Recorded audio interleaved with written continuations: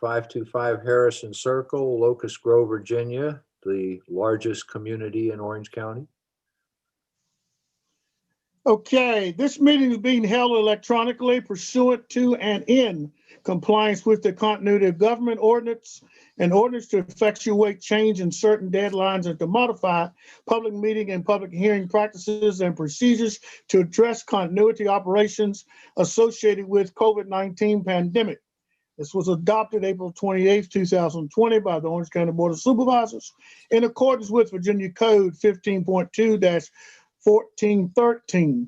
This meeting is accessible by www.youtube.com/channel/UCNEL-EM-LGRXY-DFK-C-P8-60Q. Someone said, and I read that too fast last time for them, that is located on the Orange County website if you want to go and join us. This meeting will be conducted remotely, and there will be no public access during this meeting, and there will no opportunity for the public to comment at this meeting. We will have further instructions as we get out into our public hearing, how the public can comment and communicate with the commission. Can I have approval of agenda, please? So moved. Second. Is there a second? It's been moved and seconded that we approve our agenda. If that's all okay with everybody, use the proper voting sign of aye. Aye. Aye. Aye. Any opposition? Aye. All ayes, so that means we move ahead with a unanimous vote. We need to look at the January the 7th, 2020 regular meeting minutes and move along with just one adjustment as we have there. So before we get there, let me make a quick note. The second SUP will be moved to our work session, but it still will be talked about tonight. Just so everybody knows. 20-05? Right. That'll be moved to the work session, not a public hearing. We'll get into further details about it later on. That's where we would be with that. Hey, Mr. Chairman. Yes. Mr. Chairman, let me go ahead and make the motion to adjust the agenda to move SUP 20-05 under item 6 work session. I'll second that motion. All right, it's been moved and second to adjust the agenda to drop it down to work session. All in favor, say aye. Aye. Aye. Aye. Seems like it's unanimous. Again, chair votes aye. Thank you so much. We have no new business. So we're going to move into the public hearing for Mountain View Community Church. Sandra, are you going to approve the minutes from the last meeting? Oh, sorry, I forgot. Thank you. Move along too fast. I make a motion, we approve the minutes of January. Second. All right, it's been moved and seconded that we approve the minutes for the January 7th meeting. All in favor, say aye. Aye. Aye. Aye. All opposed? Hearing none, the minutes are approved. Thank you so much for that. Ms. Thornton, are you ready to go forward with your comments on Mountain View Community Church as it looks like SUP 20-04?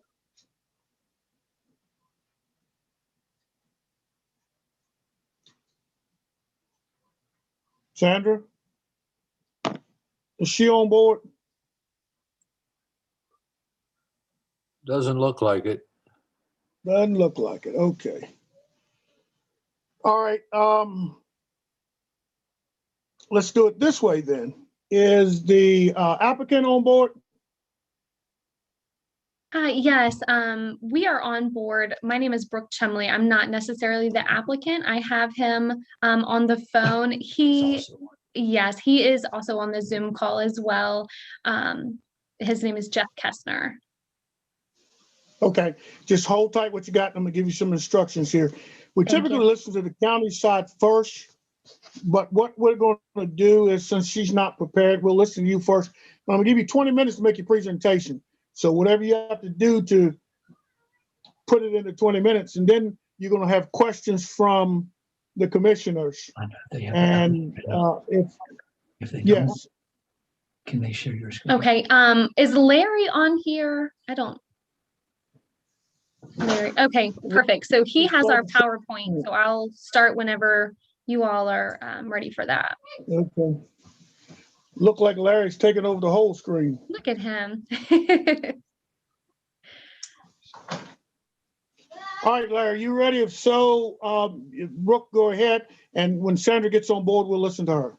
Yep, absolutely. So what I would like to do is just give you guys So kind of an Brooke, I need to, Brooke. Yeah. Brooke, Yes. can I get you to state your full name and your affiliation with the group, and anybody else that's speaking with you, ask them to do the same. Sure, absolutely. So Brooke Go ahead. Chumley. Brooke Chumley, I'm the executive director of CARS, which is Christ-Centered Addiction Restoration Services. And we have our applicant, Jeff Kessner, as well here, and he can state his name.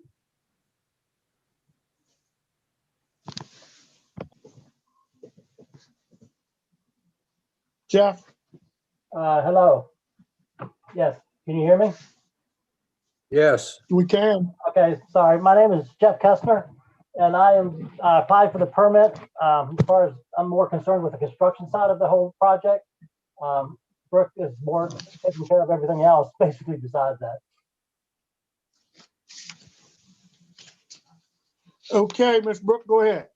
Okay, well, thank you so much. I wanted to go ahead and give you guys an overview of what CARS is, what we plan to do, and then you can certainly stop me along the way if you have any questions. And then, of course, at the end, you are more than welcome to obviously ask questions. I do have Jeff on here, like I said, to just help with the more technical side of things. I'm just going to be giving you an overview of who we are and what we want to do.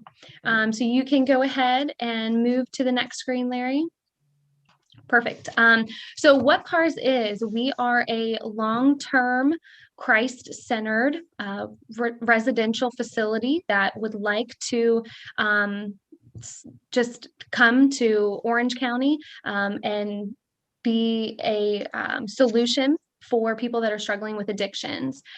You'll see there, what's the rush? You can go to the next slide. Well, as you all are probably aware of the overdoses that have flooded Culpeper County, Orange County, all of the surrounding counties. We are seeing an influx, of course, in 2020. These statistics were from 2018. Obviously, the need is there, and we hope to propose a solution for that. So you can go to the next slide. Okay, great. So this just kind of gives you an idea of what we're dealing with, the scope of the problem, basically, that alcohol is one of the leading causes of deaths in the United States. You can see that statistic there. So obviously the prevalence is here. The slide before that, if you are able to look at it at another time, it will show the percentages of deaths, and obviously it is quite alarming. So you can move to that next slide if you would like, that has our logo there. And what we are, like I said, this is Christ-Centered Addiction Restoration Services, and we propose the solution to just bring freedom and bring hope to people struggling with addiction. This was started about 2018. A board came together of just passionate people that had lost loved ones to addiction, pastors that just said, okay, how can we combat this? What can we do? How can we join forces, and how can we bring a solution to this problem? So if you go to that next slide, that just shows you our mission, pretty blunt there, to bring restoration to lives destroyed by addiction. And the next one there you can see, and it just, again, shows you a little bit of, in depth. We've been established to provide long-term nurturing and restorative environments for men and women ages 20 to 40 who are struggling with risky, habitual, and debilitating behavior surrounding the use of alcohol and drugs. We can move to that next slide.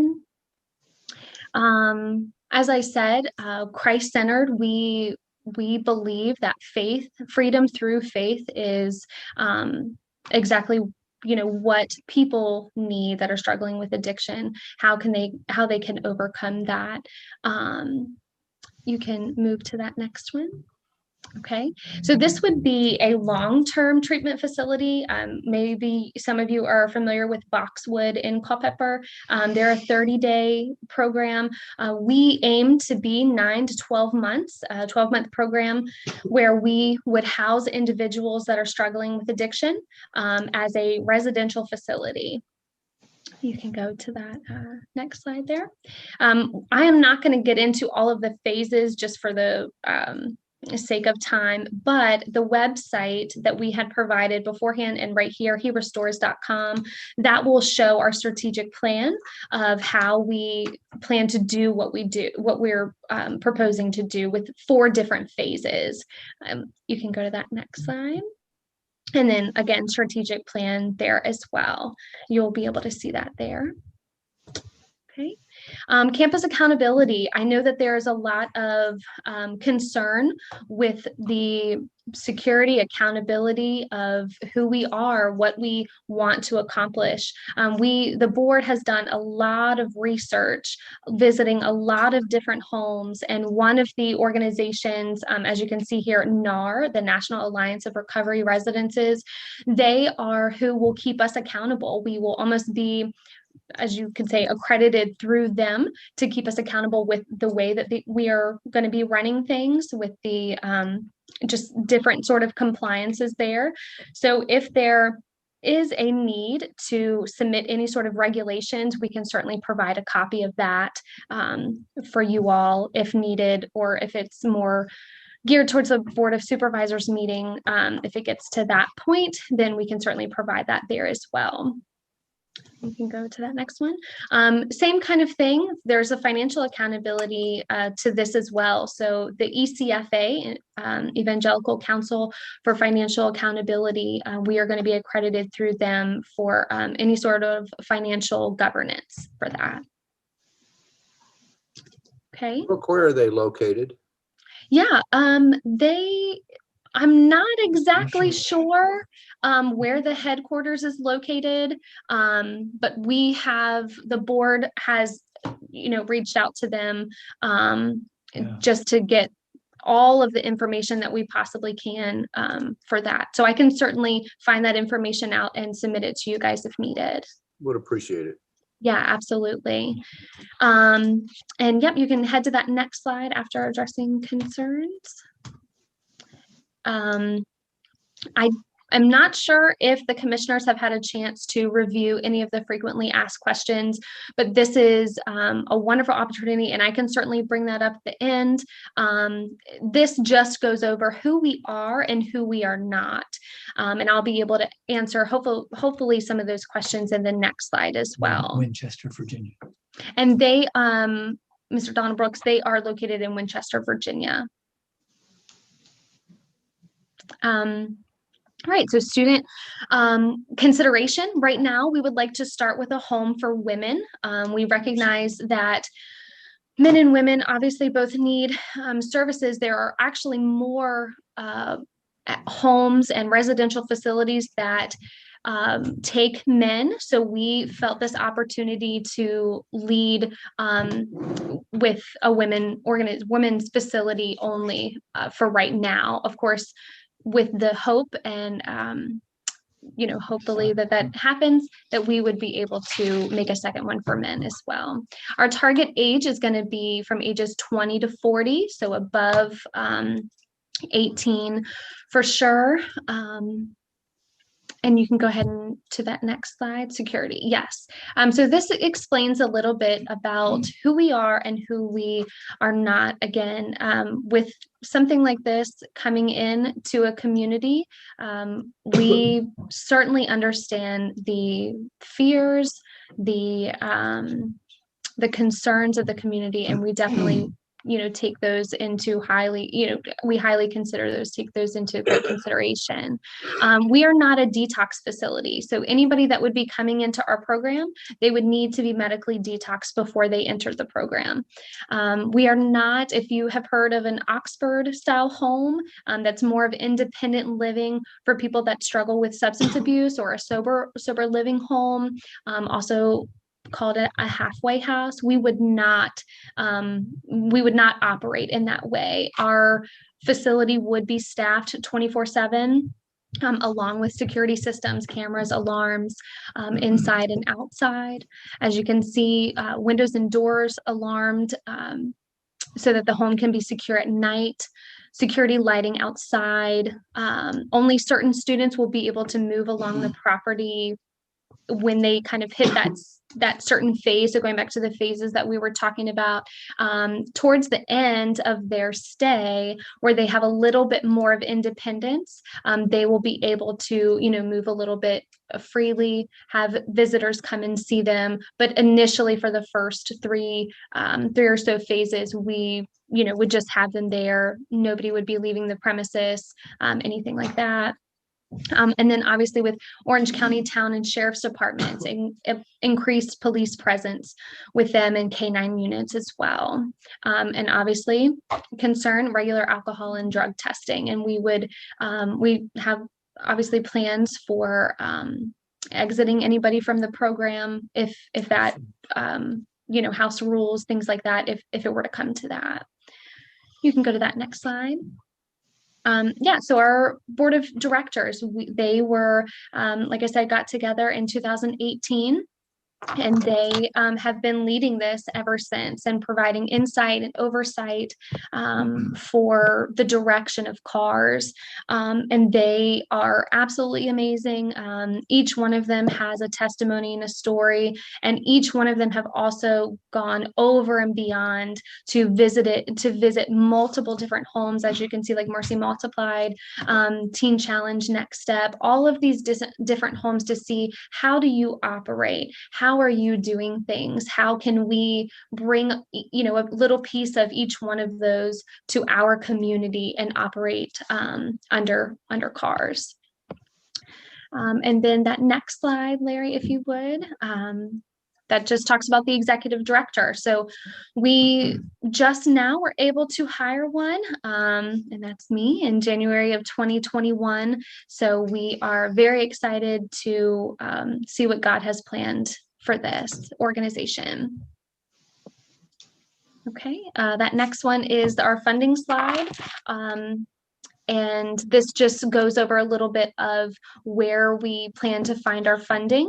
As you can see, the tuition from students, small and large businesses, corporate foundations, private foundations, just different types of grants if we fall under their guidelines, civic organizations, coalitions, donations from individual donors, not-for-profit groups, and corporate donations as well, as you can see there.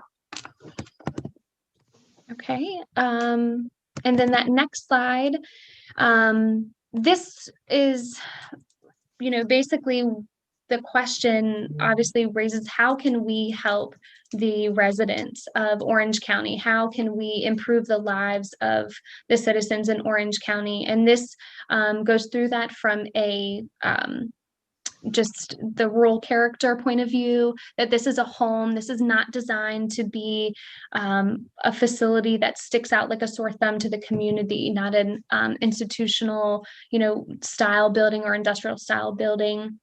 We believe that it will blend in well with the surroundings, especially where it's located next to the church. We don't believe that it will negatively impact any sort of rural characteristics of the community. It will serve as a home that is for individuals transitioning from addiction to a life of freedom. And also, being able to help the lives of people that are not only the person struggling, but the whole web of people that they have around them, whether it be family, friends, coworkers, all of them included as well. You can go to that next slide. Yep. As far as any sort of anticipated traffic volumes right now, and again, Jeff will certainly chime in if need be, but the home will actually be built on the Mountain View Community Church property. Traffic has already been, in place, traffic control and parking there, where the entrance is as well. As you can see, adequate visibility and accessibility, and then the driveway, and the access road being there as well. And residents would not, it's another level of security, residents will not be permitted to have their vehicles on the premises. So that will cut down in the parking concern, as well as just them having that freedom to leave. That would not be allowed for the first several phases. And then obviously the financial cost, what it's costing our nation annually in treatment, in criminal justice fees, in jail costs, all of these different costs that just seem to add up.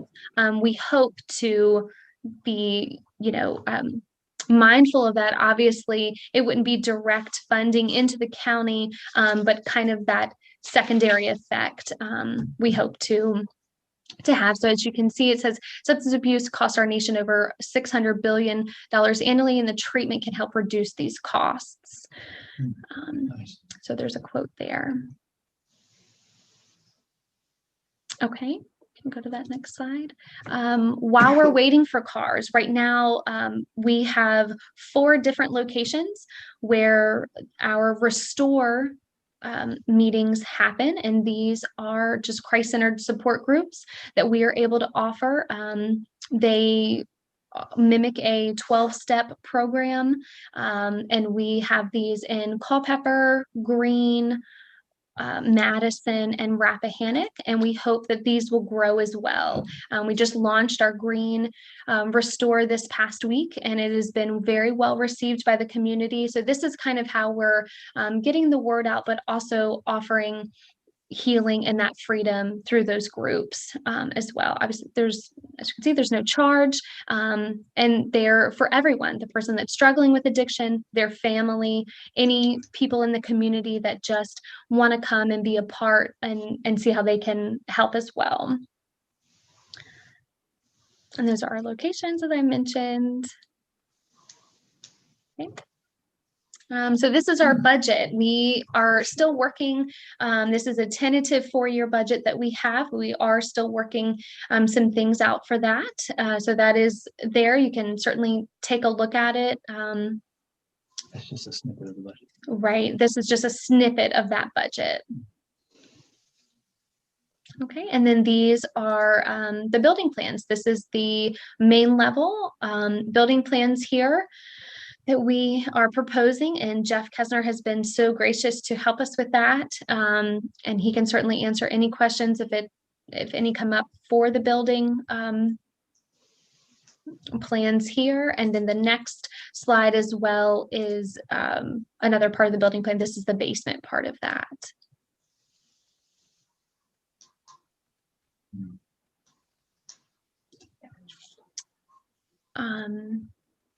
Yeah, so that was pretty much in short, very short presentation of our plans. And I can certainly, like I said, try to answer any questions on that side. And then anything that I cannot, I will open that up to Jeff Kesner to be able to answer any of the technical questions for planning and zoning.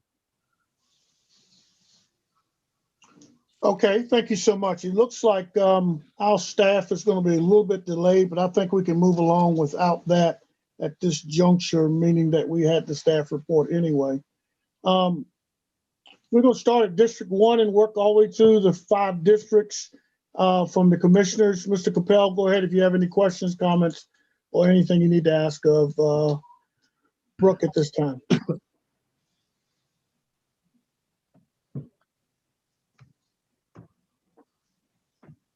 Jason? Hello? Sorry about that. I was on mute. Brooke, thanks for presenting. I just want to clear one thing up. This is a special use permit. So this isn't just about the building. This is about the use of the property. And so that goes beyond just the building. So I just want to clear that up. I kind of heard that, you had the person who helped with the plans there in case we had questions about the structure, but I just want to clarify that it's not just the structure we're considering, but the use itself and the applicability of that use to this piece of property in the context of the zoning ordinance, but also the community and everyone who lives in that area. So one question I had was you had mentioned a board of directors for cars, and so where can I find who those board of directors are? Is that like on a website somewhere? Yes, if you visit the herestores.com website, they should be listed on there. If they are not, we can certainly get that information to you. Absolutely, we can send that. Okay, no worries. So the he restores, got it. And so what, I'm just curious what experience your organization has with this sort of activity. It's aspirational, right? But it's also daunting. I have a little bit of knowledge about this sort of thing. And so, it realistically doesn't have a super high success rate. I'm not saying that it's not needed, but I'm just curious what experience and record does your organization have doing this fairly complicated sort of work? Right, absolutely. And that's a great question, Jason. So my experience, just speaking for myself, I was with SAFE, Services to Abused Families, which is the local domestic violence and sexual assault shelter that operated within the 5-county radius of Orange and Culpeper. And I had been with them, like I said, for about 5 years. So I bring a little bit of experience with the sheltering side of it, just being familiar with all of that, and also my degree from Liberty University as a bachelor's degree in psychology. So we have that, and then our board members.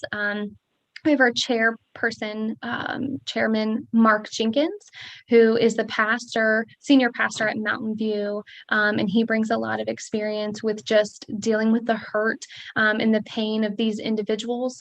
We have Richard Brooking, who is right now a sergeant, I believe, detective, I'm sorry, master sergeant for the Culpeper County Police Department, and has his own testimony. So he brings a lot of just vision and being involved in law enforcement, and just being involved in, like I said, his own testimony with addiction, being involved in a long-term treatment facility as well.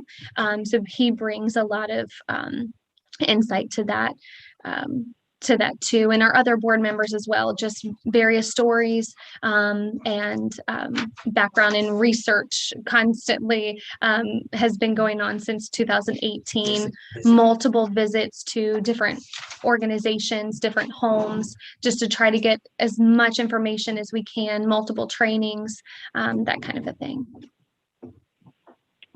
Okay. And then I was curious about the tuition. So I mean, I mean, tuition, is this covered by most people's insurance? Is that how people would pay for this? How, I saw that, you know, it might be $100 a day, you know, is that, seems like that would be hard for a lot of people to pay. So is there some sort of funding stream through, is it basically people's insurance that covers this sort of treatment? Right. So we are working on the insurance side of things. Right now, we have not nailed down that exactly. Our goal is for it to be free for students. I mean, we obviously know the burden that they're already going through. People struggling with addiction, maybe they've burned all their bridges, or they're not set financially to make tuition. And so we have set up, we're working with a lot of different people that want to fund specifically to scholarships, a scholarship program in this organization where they would be able to come for free. So we definitely understand the financial burden of it and what it could bring. But we, unfortunately, as of right now, it can't be free until we are able to bring those funds in for the scholarships. Okay, but is it covered by insurance? Would people's medical insurance and health insurance or Social Security or government funding, is that part of this? Right. As far as your... Absolutely. So it really just depends on the insurance. It depends on if that's something where we would work with Medicaid or different other insurance that would cover any sort of behavioral health or substance abuse thing. So it's really going to be individual for everybody, but it is definitely an avenue that we are exploring to see. And then, of course, with the grant side of it, there are selective grants that we hope to be able to apply for to help with that, to make it free. It really just depends on their guidelines. And so we're researching all of that as well. Okay, and then just one last question, please. I saw online that you all had a permit that was approved in Culpeper for a similar facility back in 2019, and I'd read in there that that was for women as well. That's right. And then I read that he got cancer. I read that that the plan was to have a men's facility in Orange. So what? And by the way, let just so the person speaking to you knows, we can definitely hear him. So yes. just in case. I mean, just I know, just so he knows. But so I heard something about the property being sold. But yeah. Could you please tell me what happened to the facility there in Culpeper? Right, absolutely. So that was definitely our goal. Our goal was to start a women's facility there. We did go through, like you just said, planning and zoning and the board of supervisors, and were approved. Unfortunately, the homeowner, they had to sell the property because he got cancer. So that fell through a little bit there. Yeah, so that's too bad. Okay, well, that's the last question I have, and I just for me, the goal, the mission, totally on board with that. The question, for me and probably the other planning commissioners is this the sort of use that fits in that particular area?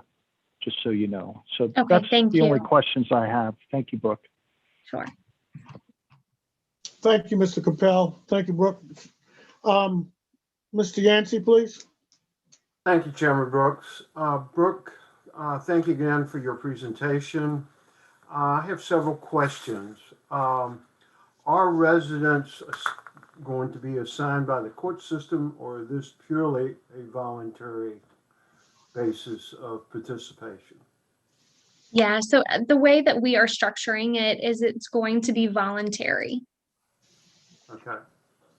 Would you ever consider recipients of the court system? Yes, absolutely, on a case-by-case basis. Okay. Next question. Of the 4 facilities, which was first? How many years ago of operation? And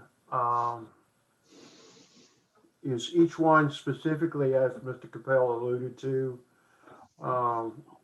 geared to a combination of just one sex, or is it both? Are you referring to Restore? I am so sorry. Uh, You're saying this facility will be women only? Yes. Are the other ones men only, or is it a combination of women and men? Right. Okay. I'm so sorry. Yes. So this would be for women. Our goal and hope would be to open one up for men as well. As far as anything co-ed, we do not have any plans to mix that. That can get a whole nother set of problems from that. So we would keep them separate. Okay. In terms of the actual building that you proposed and we received a sketch of, will that be built by a general contractor, or will it be built by volunteers or a combination, or et cetera? It would be a combination. Yes. Okay. Maybe I missed in reading the information. I couldn't quite ascertain if this property, this facility itself, is it going to be a land lease with the church, or is it going to be a purchase, or is it going to be some other arrangement with the church? Absolutely. Thank you for that question. It is going to be a land lease. Yes. Okay. Also, should you as director of the facility, the executive director, have a resident that is unable to fulfill the commitment and the rules and regulations, is there ability or for cause to evict that person? Yes, absolutely. We do understand the security of it. And while we are offering this, we understand the nature of it. And so absolutely, if an incident meets grounds for exiting them, absolutely, that would happen. Last question. Specifically, can you give reasons why this specific location was selected? For Mountain View, yes. CARS was, if you will, birthed out of Mountain View. The board came together from Mountain View, the chairperson as the senior pastor, and this just is the direction that God was leading it. Okay. Thank you very much. Thank you. Thank you, Mr. Yancey. Brooke, I guess I get to go now as District 3. Okay. So you've covered some of the questions that I have, but maybe not in the detail that I want. So Okay. some of them seem like you've been asked and you've answered, but not to the point that I want. So first of all, have you asked any neighbors in the neighborhood about this facility? Just knocked on doors and say, this is our plan, this is what God showed us to do. And what was the response when you did that?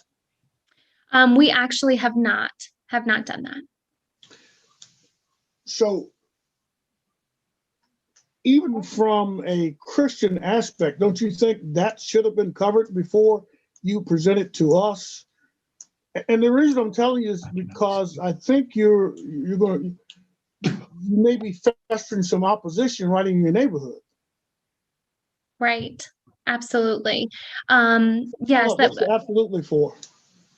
No, you bring up a very good point to have done that. And actually our chairperson, Mark Jenkins, is here as well, and he can speak to that Well, if you'd like. Sure, I would love to hear the answer to that. Okay, great. I don't know if I can see it. Hello, sir. Not sure you can see me on that. Good. Yes, it's a great question. That was a calculated decision. We've done this 3 times now. I did it in the town of Culpeper, where we tried it on Southeast Street, and we went to the community first before we went to planning and commission with a home there that was going to be more like an Oxford type. Brought the whole community together in the Southeast Street area. We got the same responses, some positives. You get the NIMBYs, not in my backyard. You're always going to have your not in my backyard, no matter if you tell them ahead of time or not. When we did the one in Culpeper at the farm down 15, we had the same question come up, and we went back and talked to people after planning and zoning. We recognized how far do I go out? Because we knew that Culpeper said to us, look, we'll send the letters out. We'll let them know what you want to do. You're going to have an opportunity to talk to them between planning and zoning and board of supervisors. That's the decision we made today. Let you guys send out the letters informing everybody. We'll come to planning and zoning. If you guys believe that this property was good use for what we wanted to do, then we were going to open up the church to the community between planning and zoning and the board of supervisors to inquire and have that conversation, recognizing that either way, I'm going to have negative responses, whether I do it ahead of time or after the fact. So we decided to invite people to the church between planning and zoning and board of supervisors. If it failed here, then I wouldn't even have a need for the meeting of the community. If this group said, I think it's a good use, but board of supervisors makes a final decision, then we're going to invite people to the church in that whole area. That was the decision we made. So Pastor Jenkins, just a quick question for you, and I'm gonna try to pin you down with this. Sure. So you have the meeting and the folks say, absolutely not. Would that change what you want to move forward on? Actually, it wouldn't. And here's why. So the meeting would be irrelevant then. Not irrelevant. What we discovered at Culpeper Down 15 was some of the people that were NIMBY, not in my backyard, when they had the chance to actually hear the heart, we had 3 of those couples said, well, I don't really like it, but I'll support you now. These are people that came to planning and zoning, that then we sat down with them. I think it's the relational piece. They heard our security things and protocols we have in place. So we had some experience to go, yes, it is a good point. We have to talk to the neighbors. But I've had people at the property down 522 we were looking at, they say, Mark, this should be in the town of Orange. It should be in the town. You shouldn't be so far away from emergency services. I looked at a house in the middle of town. They say, Mark, it's too close to population. You need to have this out in the country somewhere. You're never going to satisfy those folks. I can just do the best I can at presenting the vision and the security concerns. And then really the government of that area has got to decide ultimately if we can do it or not. So I'm gonna make like 3 statements, and then I want you or Brooke, either one, to try to help me out of this. Mm-hmm. So I give you an A+ for your thought, your vision, the God inspiration, the connectivity that the community needs. Dude, you get an A+ with that. But we come to the point of it's zone agricultural. You get an F for that. Now, bring that F up for me. Well, Convince me why I should tell you or vote for you as a commissioner to special use this in an agricultural spot. Now, May I speak to that? yes, whoever you are. that's Jeff Kesner. He's the campus pastor of the Okay, campus that's down fine. Go ahead. So why should we be able to use that in agricultural? Because we're putting it on the land of where the church is already there. So a church obviously is not agricultural, so people are already used to having that in the presence of their community. And so what we're adding to it, as Brooke said, we're building this to look just like one of the other homes in the area, in the community. And what it's doing is bringing a blessing to the community. It's bringing transformed lives, positive energy to the community. And so to build that right there, it's not like we're trying to buy 2 acres in the middle of a subdivision and do it. We actually own 8 acres there with a church. And so we're actually making an extension of that property. And it's like-minded goals as far as being a restore place, restoration, because the same thing is for the church, to restore and save souls as well. So it's the same idea, it's the same theology, if you will, look at it from that direction. And it's not like we're just building it out in the middle of nowhere where something like that is not already there. It becomes part of that. So you feel a residential drug treatment facility is an adjunct part of a church? Absolutely, because it's in the business of transforming lives, transforming hearts and minds, and taking people who need a help, who need a hand up, and you're making them an active and a productive part of society. And that's what churches do. We take people in who are hurting, people who are looking for a new life and a new way. So it's exactly the same thing. You're helping people. The entire So let me help you a little bit. You don't have to convince me what church does. I'm the chairman of the board of deacons at my church. So you don't have to tell me. You want to get into the scripture part of it. I think we can argue that both ways. He does tell us to come out from among some folks too. And he tells us to help the poor, the orphan. So I don't try to save me, try to convince me. You know, the salvation is already with me. Go ahead and try to convince me to take that F I gave you on your location for your SUP and tell me how I'm supposed to, because when it comes to what a church does, for every church that doesn't have one, they will be negligent in their duty to their parishioners if this is a necessity of the church. So what I'm saying is that help me understand why I should vote to rezone something. And I'll let this cat out the bag because I don't believe in keeping secrets. From 7 o'clock this morning until 3 o'clock this afternoon, when I had to go to a doctor's appointment, the neighborhood was calling me or coming by my house telling me we don't want this. That's how I knew you hadn't gone to the community and talked, because they came to me. They actually drove up to my house at 7 o'clock, knocked on my door and said, I know it's early, but I need to tell you how much. And some of them were really upset that you had not asked them. I hear the justification and it makes a business sense to me, but it doesn't make when we talk about, if we're going to talk about what's Christ-centered is not always business sense, it's compassion, it's helpfulness. So when you didn't show the compassion to ask your neighbor, you know, that's what upset some of them. Now, with all that said, let's move along to something else. So we got 2018 statistics in here. They're about 3 years old. I agree with the statistics. I'm not arguing against that. We don't need something, but you haven't helped me with the location. But looking at page 2 of your presentation about the financial benefits and cost to Orange County, you didn't say anything there. All you said was a rewrite of what you can find on the internet all day long about addictions. So there's nothing said there with that. It just says that we believe many financial benefits will be generated. How? What's the benefits that's generated? Right, absolutely. So what we can take from that statistic and kind of apply it to Orange County or any locality, there's a lot of money that is spent in healthcare and lost wages and just the county, you know, drug courts, all of that kind of stuff.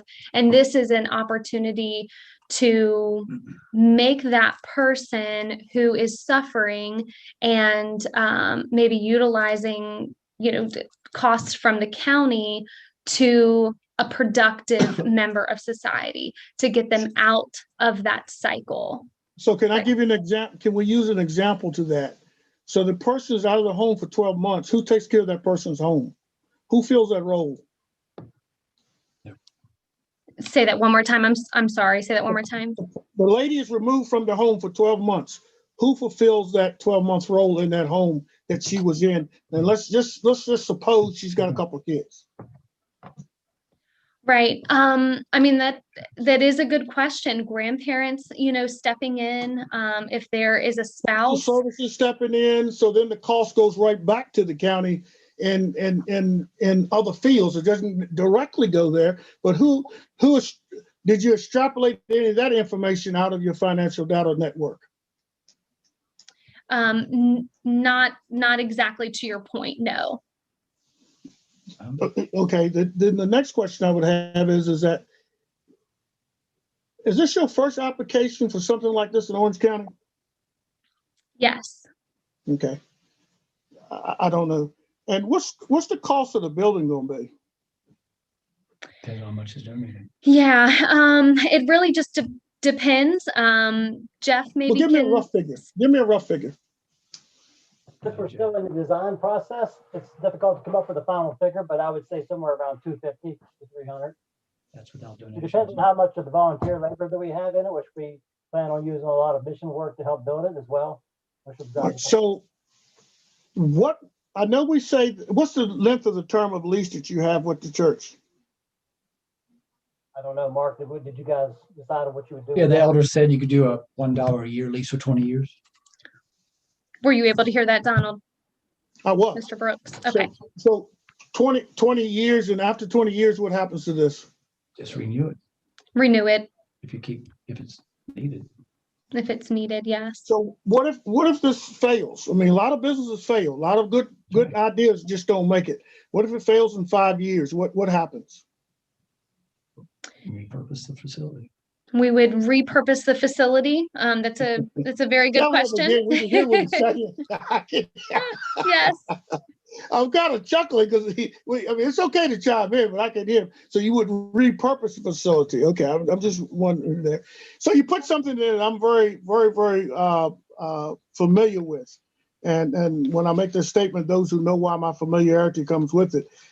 You said that you're going to get the sheriff's office. The town ain't coming up that far, first of all. That's just a miswrite. The town police has no jurisdiction out there, Kim. But you're going to use the sheriff's office for your security and their K-9. Who's going to pay for the extra time? So let me let you in on something, Brooke. I worked at the sheriff's office for nearly 30 years in Orange County. And I happen to have been in charge of a lot of those things. That's a cost assessed to it. And then you're asking the sheriff's office to be your quasi extra security for your business. What about the next person down the street?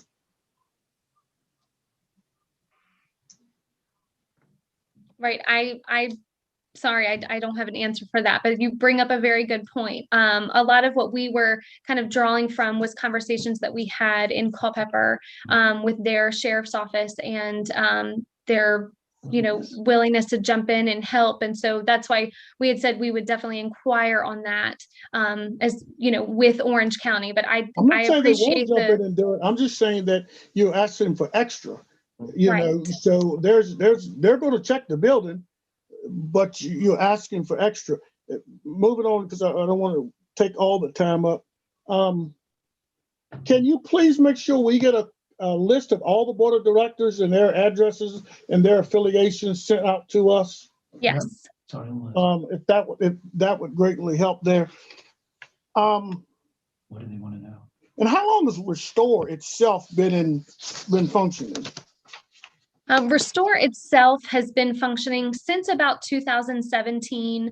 Richard Brooking, that I had mentioned as one of our board of directors, it was his kind of idea to start with when he came back from a long-term faith-based facility. He really wanted to start a group, and Restore kind of came to life for that. It's spread to multiple counties. But I can certainly answer any questions to the best of my ability with that too. I think Mr. Yancey may have thought, and let's make some clarity in this, and if I'm misspeaking, George, you can say so. I think he thinks you have houses in Madison Green and whatever, and that's not correct, is it? No, I was not sure what he meant. That's why I was asking about Restore. But no, those are just meetings, community meetings that happen in those areas. In the counties. Right, Okay. in those counties. Mm-hmm. Okay, all right.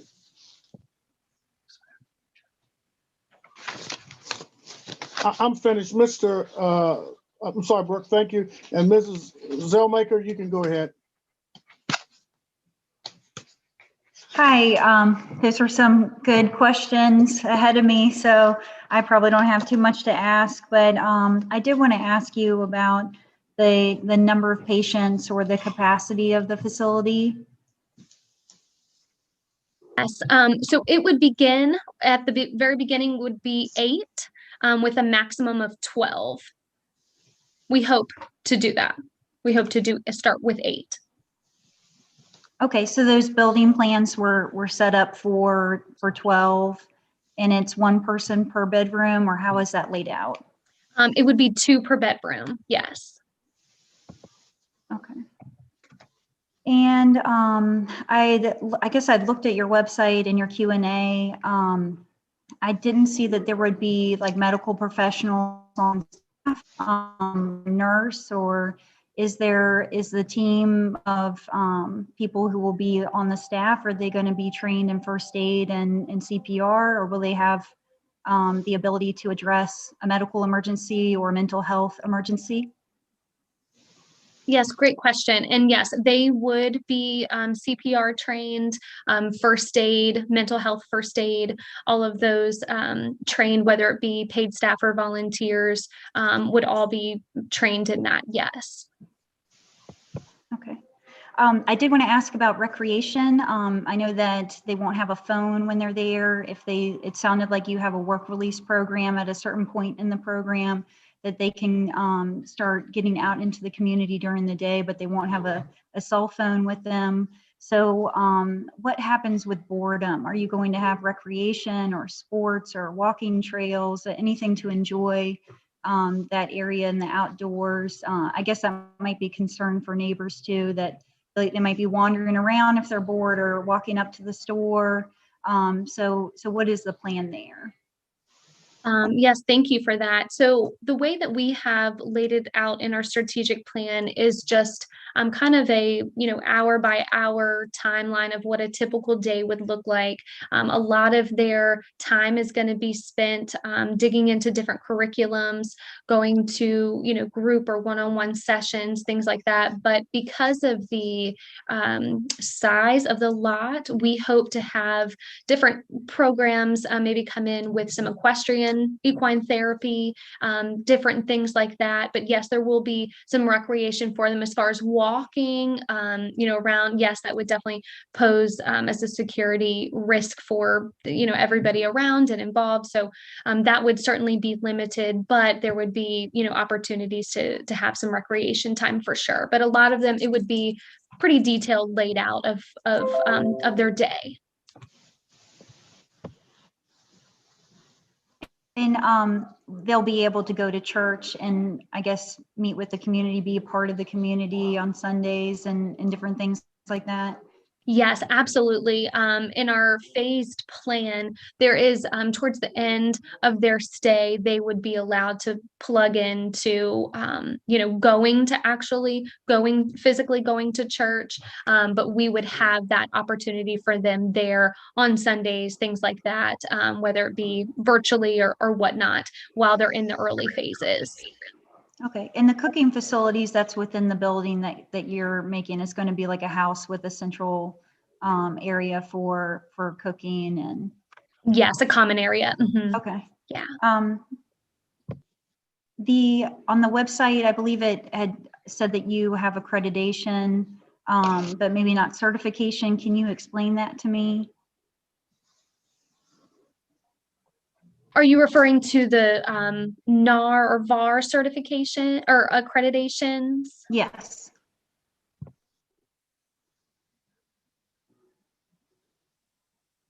So the question with NAR and VAR is that, yes, once this gets wherever it is approved and everything lays down, NAR comes in, well, VAR, because the Virginia chapter of it comes in, and we can send you information. It's quite extensive, the things you have to do, because they want some consistency and continuity in homes across the state of Virginia.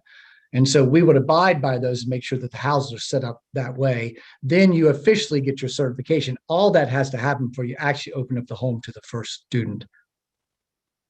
And that accreditation is not just faith-based, it's all different types of similar style. So That's right.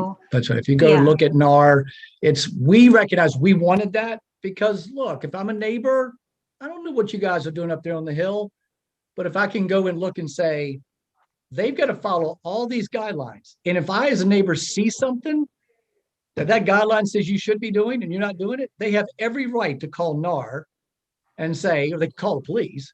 They could call NAR and say, this group's not living up to what they said. So we did that first, one, because they know more and they've had more experience. And for the neighborhood, we've got to be able to say, we're committed to the safety and ultimately the well-being of the students in the house. So that's what we're doing.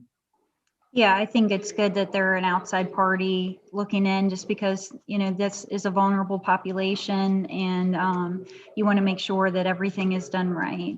Absolutely. The security, can you speak a little bit more about the security? I guess it's going to be, you're going to have security staff and cameras. Yeah, different this was things a like big that. part when we were looking at the farm down 15 as well. That probably was the biggest issue for the community, which rightly so. So we learned a lot walking through that process. We had a lot of things inside the building. We learned a lot through Next Step Ministry in Macon, Georgia. Mercy Multiply, which has been running for 35 years, based in Nashville, Tennessee. They have 4 homes or 5 homes across the country right now. So we've learned from them how to make these things secure. The biggest thing that we have, a lot of groups don't, is 24-hour staff. Nothing's going to be happening in that place where people are living by themselves. That's big. Security cameras inside and outside, proper lighting, Culpeper County really want us to look at. They came out and helped us recognize, here's some places to put lighting. We said, sure. If this helps the community around us feel safer, we'll do that. So we've based our experience off the Culpeper experience and said, we will do what's necessary as far as we can to make it as safe as possible. Nighttime and daytime. You can't lock the windows. You can't lock the doors from the outside. That make it a prison. You're not running a prison, but you can secure doors, secure windows, alarm them. If somebody had a deviant spirit and wanted to try to get out in the middle of the night, we're going to know. We're going to know. And so you do the best you can without making it a prison. Yeah, and so visitation, they'll be able to have visitors, or? Have to.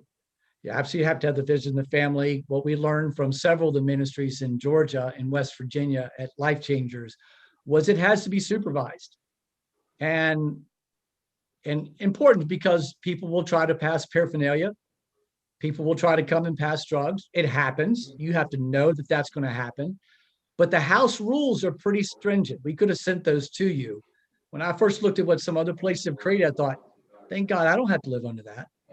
But this are people who want to be there. That's why it's not court ordered. You can't simply not go to jail and come to my program just to get out of going to jail. We know the spirit. That's not the person we're looking for. We want the person who wants to be there and wants the help. They don't want to break the rules. They want to get free. And so that's what we've learned through Mercy Multiplied. Be very good in your vetting process and your application process to help who you can, but recognize you can't help everybody. Yeah, I think that will contribute to the success of it. I saw that there were other types of things that you plan to treat besides addiction. I saw identity on there. Could you speak to what the plan is for that? I'm not sure. Was that on the application that Jeff Kessner turned in, or was it on the website? You were breaking up. Now you're. It was on your. There's a list.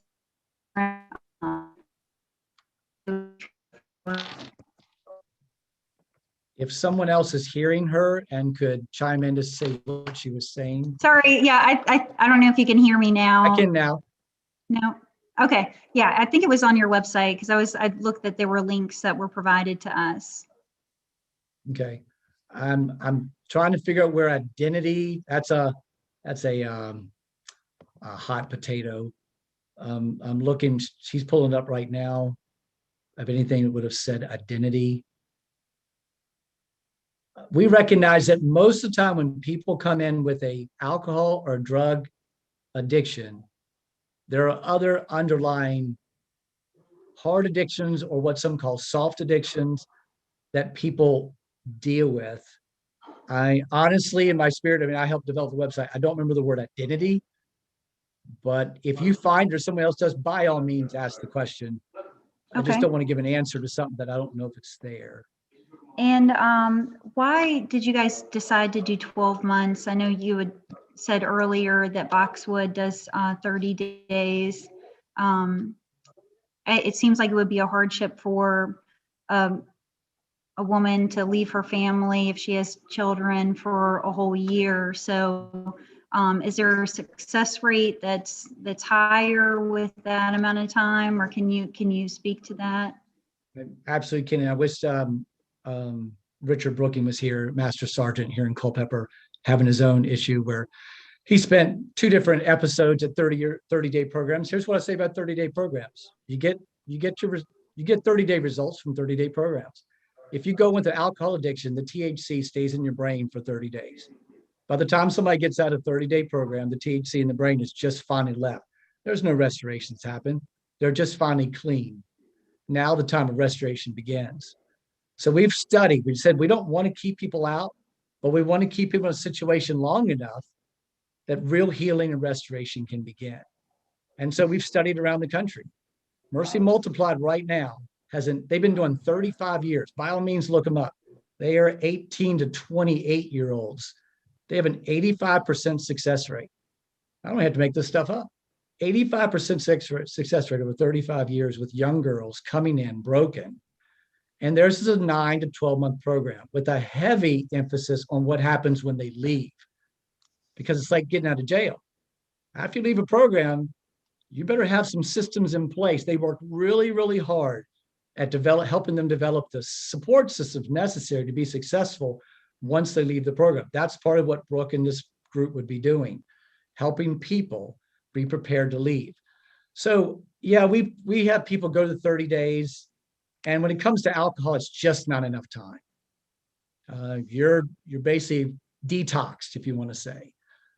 Medical detox between alcohol, heroin, and different types of drugs is different time, from 7 to 21 days for medical detoxes. And so we realized 30-day program is not what we want to offer. And you're right.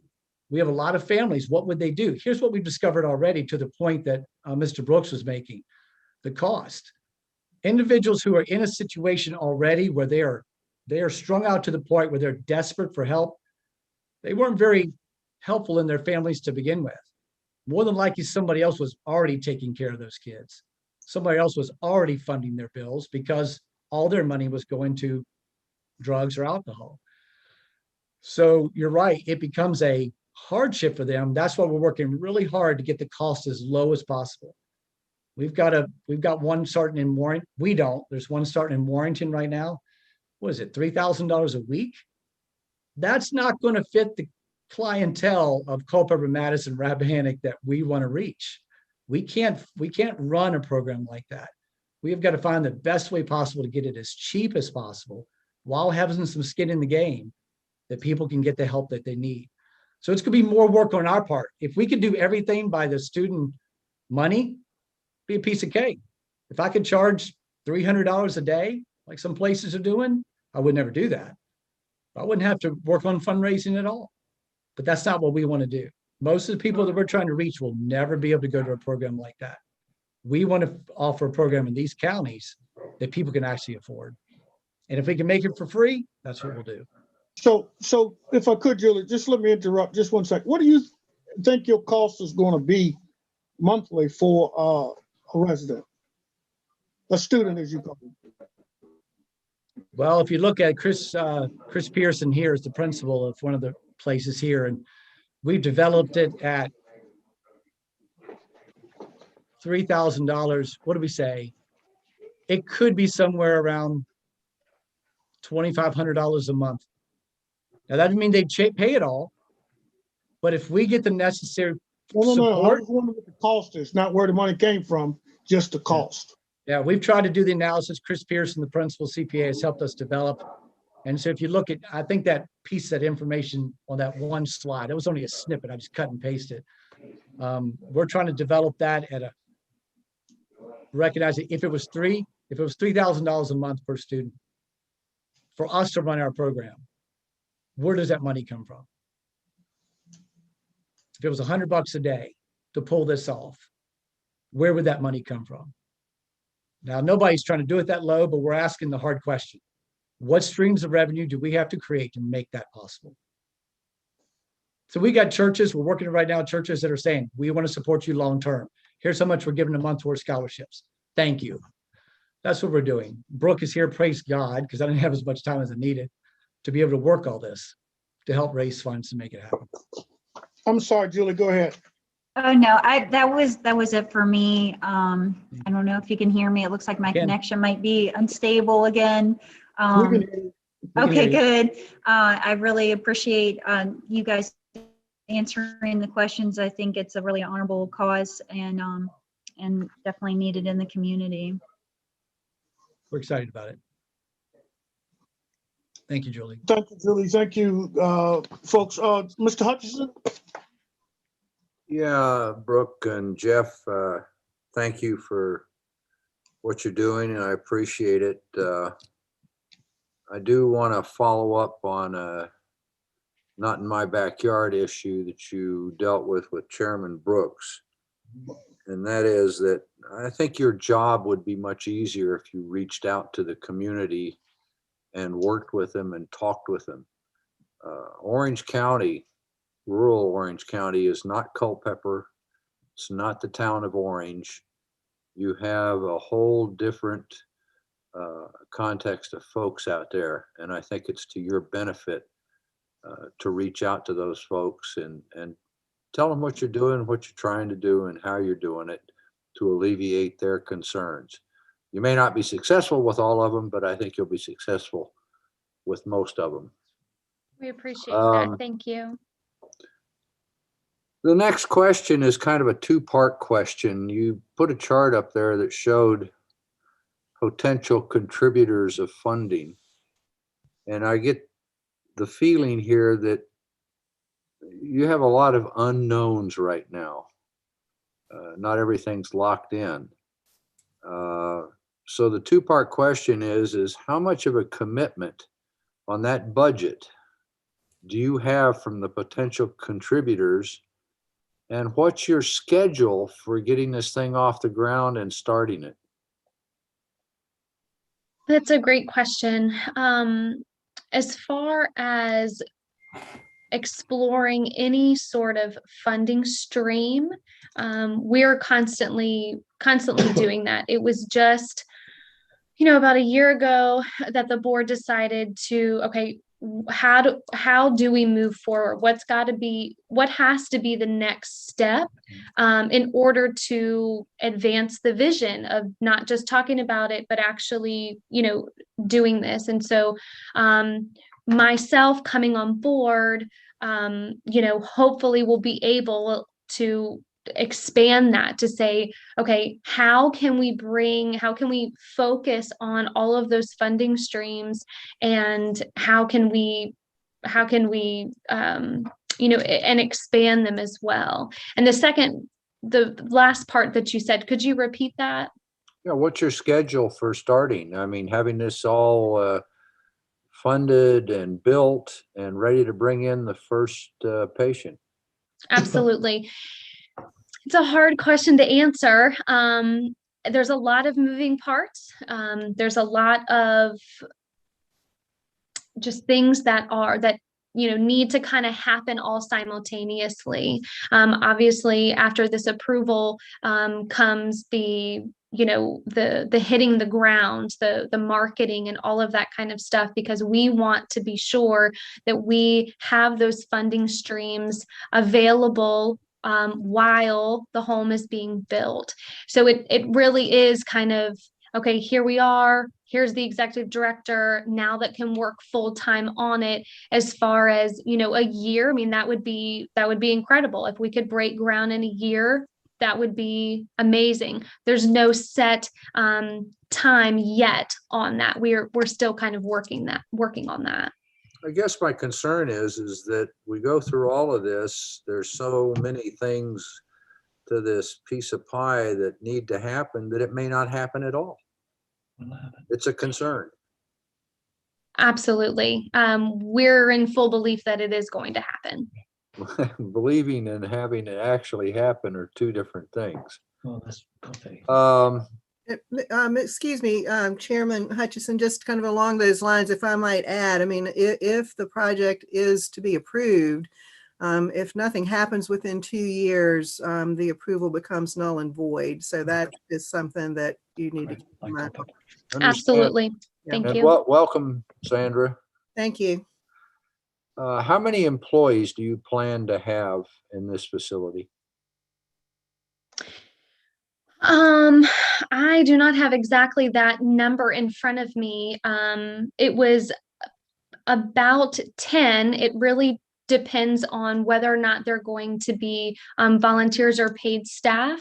But there is in our strategic plan, there is all of the positions that we have laid out, and I can certainly, if that information is requested, I can send that over to you. Those would include a campus director, counselors, night staff, weekend staff, things along those positions along those lines. Are these going to be salaried or part-time or what?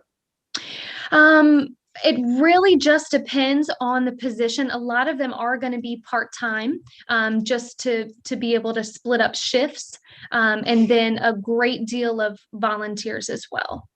Yeah, I'd like to see a list of employees. I assume you're going to hire a cook, somebody to cook the meals for the residents.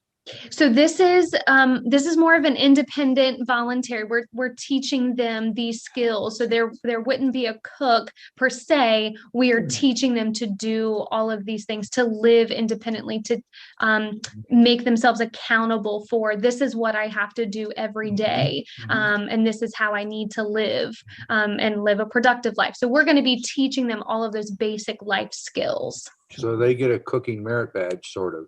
If you will. If you will, and they finish. Yeah. Okay. Is there going to be any signage placed outside this facility? We don't believe that that's necessary as of right now.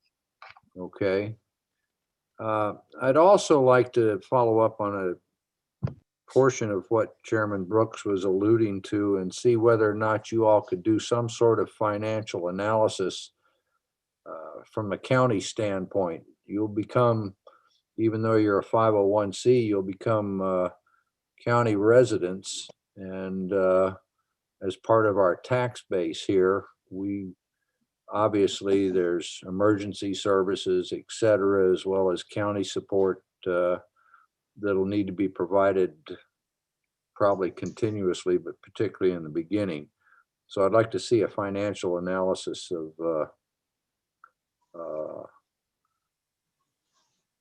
what your contribution would be to the county, et cetera. Okay.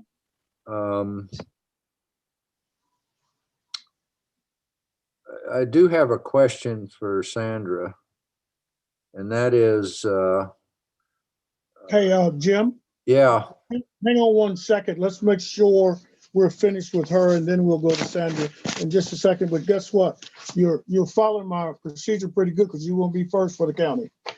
okay, well, I guess the last two questions I've got, obviously you're going to have supplies. You're not close to a grocery store out there, other than a small store. I assume you're going to have deliveries and that kind of stuff coming in to bring in supplies, and you'll have the ability to store that, particularly food, medical, et cetera? Yes, absolutely. Okay. And the last question, have you set up any process for measuring success, failure, and follow-up? We have, as far as success of a program.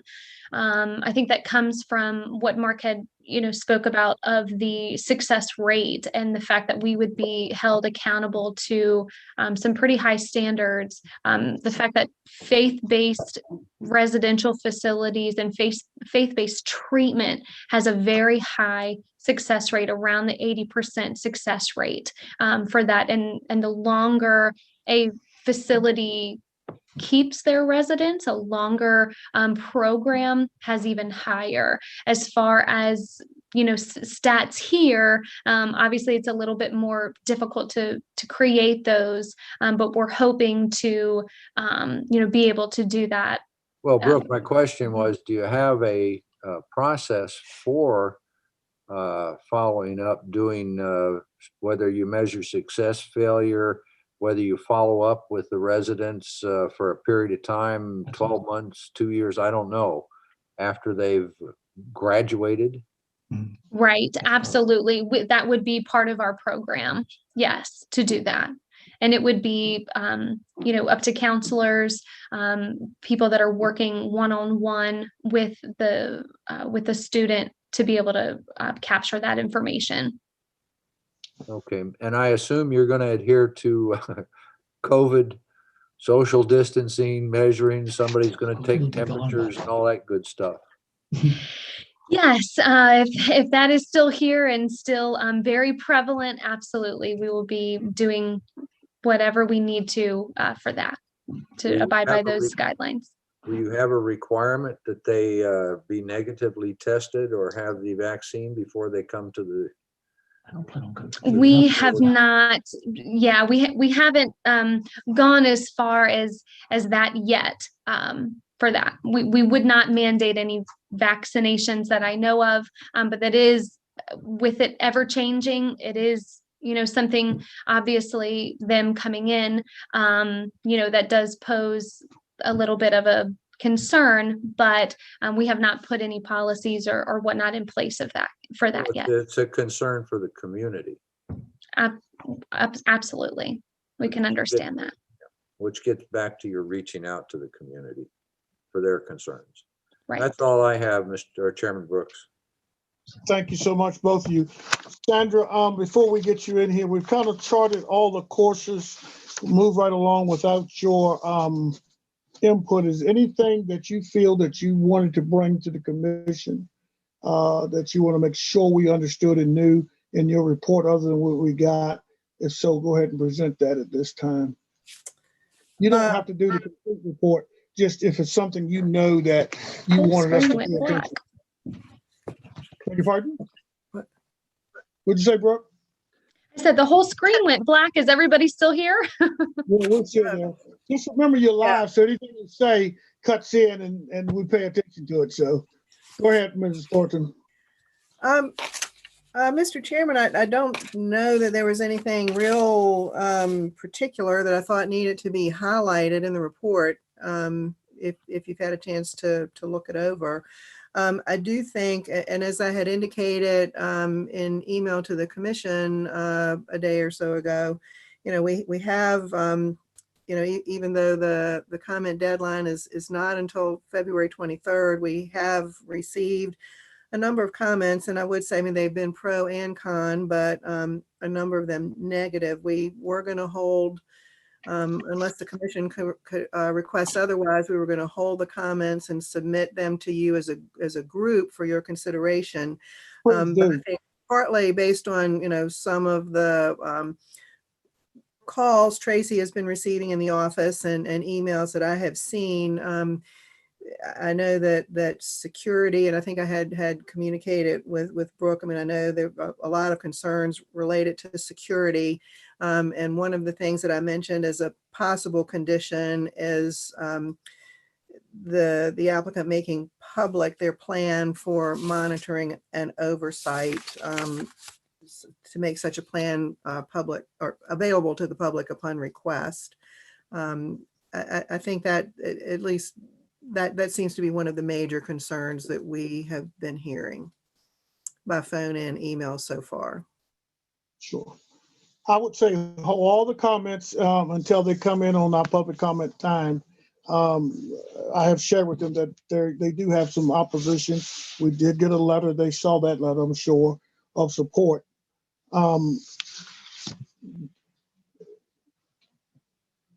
The only other thing I have, Brooke, and then I'm gonna let any other commissioner chime in for 2 minutes or less. When you put your budget up, it was a black tab that I couldn't see all the numbers. Was that purposely done? No, I'm thinking it's the screen, because I was looking at the same thing as well, and there was a black kind of line there. So no, if you can see it on an actual just a PowerPoint screen on your computer, it is there. Can you make sure that Mrs. Thornton get that so we can take a glimpse at it? Because I hate to have something given to me and then I can't see what it is, and somebody might ask me and I can't say, I don't know what it was. Because I really couldn't see. If you could do that, that would help me. Any other Yes. commissioners have anything they want to ask? 2 minutes or less, please. Yeah, I've got a couple questions for Sandra. Go ahead, Jim. One, have they been provided a copy of the report with the proposed conditions? Yes. Okay, do you all have any problem with those conditions that are laid out in that draft report? We do not, but I am going to turn it to Jeff. I think he had a comment about one of those. Yes, you know, for most of them, they're quite reasonable, and I understand the request for them. There was one where they had asked for a clear water, I guess, drainage put above the playground. That is, to me, I don't understand the efficiency of that. If you can see the property and the property layout of how it is, the water does not drain down to the disturbed area where the house is going to be from that particular area. So I'm not sure why that was put in there. The guy who wrote it out originally, the way he worded it was kind of more or less, you know, that might be something to consider. At least the way I read it, it was. And then it was actually added into the conditions of the permit as well, for approval for the permit. So Yeah, that was everything I had any question about, was that particular one. The rest of the things I understand and are very reasonable. And that's correct. He did, it was a recommendation and I did word it as a shall be utilized. And that's something that we certainly can have some further conversation with Richard Jacobs about, just to be sure that an outright requirement is not something too onerous and perhaps not absolutely necessary. But we can check that. Thank you. Sandra, the second question I've got is, I know there was no comments from the county staff, but are there existing services within the county that do the same thing as they're trying to do? Not to our knowledge. We're not aware of any similar facility. There's been nothing, I mean, that we, in our research, I mean, nothing permitted in the way that this requires permitting. Where do we send people now? I mean, I'm aware that there are facilities away. I mean, I think Lynchburg, there are places in Lynchburg. I think there may be something in Charlottesville. And I don't know, you know, as far as some of the private facilities, but I imagine our applicants may have some knowledge. I would think they have done a little bit of research on that too. I just wondered, Jim, it did all Crystal depends. Hale comment on this at all from Social Services? To be honest with you, I didn't think to ask her, but I will. Thank you. Jim, to try to answer your question on where do they go now, the best answer is here, there, and everywhere. It all depends on what situation they're in. If they have health insurance, they can go to a whole lot of closer places in Richmond, Henrico, Chesterfield, even in Charlottesville. If they have no insurance, they go to state facilities that are all over the place. It depends on what they're going in for, whether it's a mental health, an alcohol addiction, a psychotic episode, and then some of them are treated externally. They're just referred to psychologists, sociologists, psychiatric treatment out. So that's the best answer you have for it. This particular in-house staffing is probably unique to a small community. Yeah, I'd still like to get an opinion from Crystal Hale. Sure. I didn't say not to get that. I was just trying to tell you where they typically go. That's all I have. Julie, you have any more questions or comments? Mrs. Olmaker? Sorry, I had to unmute myself. No, I don't. Okay, I don't have any further questions or comments. Mr. Yancey, you? Not at this time, Mr. Brooks. How about you, Mr. Capel? Yeah, just two very quick questions. I just want to, so I heard Ms. Zalmaker asked a question about the patients. These are not patients, correct? These are, you're calling them students. So this is not like a medical form of addiction treatment. This is I don't mean this disparagingly, but it's just not medical addiction treatment. It's what maybe we'd call spiritual addiction treatment. But students, not patients. This is not a medical facility, correct? You are correct. Okay, and then one real quick question. Are residents allowed to leave? I mean, they're going to be there for 12 months. Are they independent where they can leave the property on their own accord? Or are there specific rules about them having to stay at the home or on the property for the entire 12-month period? Yes. So with our program being 4 phases, certain months through each phase, between the 9 to 12 month phase, that will be when they are allowed to, like somebody had said, work release or going to church, things like that. But as far as, upon coming in the first few phases, they would not be able to do that. And that would be clearly laid out, to them upon entering. Okay, but it's not like it's not like a prison, right? I mean, it's not like a fenced property. So okay, got it. But the rules are that they're not supposed to leave. Thank you. That's all I have. Yes. Thank you, Chairman Brooks, and thank you for presenting. I know this is difficult and not necessarily fun, and you were asked some hard questions, but as I said, we have a responsibility to evaluate the use from start to finish, and obviously we have constituents, that we have to also consider. So thank you. Thank you. Likewise, Brooke, we want to thank you for coming and joining us. We will set some guidelines for the public comment, and we will make sure that they are available to you in a timely fashion. My best advice to you is that you may be prepared to have answers for those if possible. We will be looking at those, and even if you want to chime in on something. But again, we thank you and the staff for doing it. And I want to reiterate that I don't think there's going to be anybody on this commission that will be opposed to the theory and the idea. I think it's the SUP and the location is your struggle. And that's what I would, if I was giving you some advice, I would try to figure out how to get over that hurdle. I'm not telling you what to do. I'm just telling you from this commissioner's thought process, it's the SUP to rezone something for special use for something else. And it's in agriculture. So that's why we text you that way about it. Thank you again. You're welcome.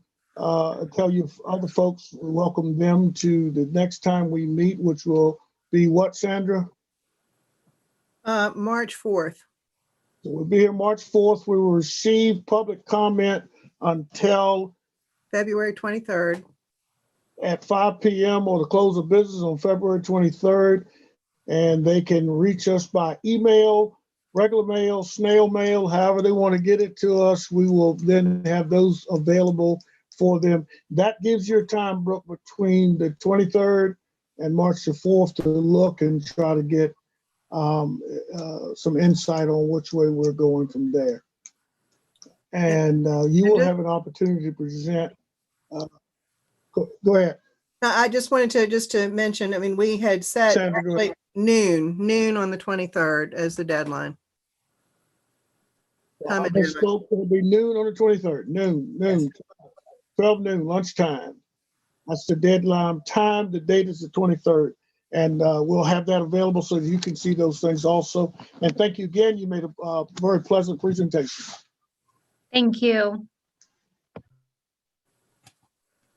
All right, my fellow commissioners, let's see if we can tally on to see if we can't get to the work session. for the Redfish Solar Partners. Are they on board? Yes, Mr. Commissioner, we are. Okay, Mi- we're Mr. gonna do it Chairman? like this. We're gonna, go ahead. Yes, sir. Could we just take a 5-minute pause? Yep. Let's take a Thank you, sir. 5-minute pause. We'll meet back in 5 minutes. All right. Thank you.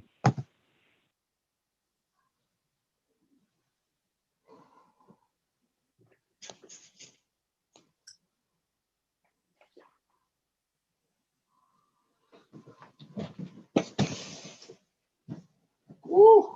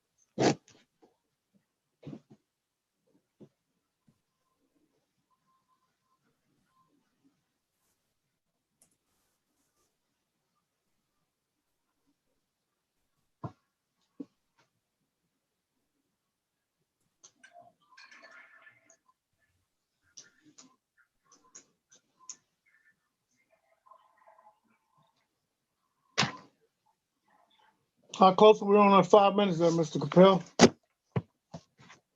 Yes, sir. I'm online. Thank you. All right.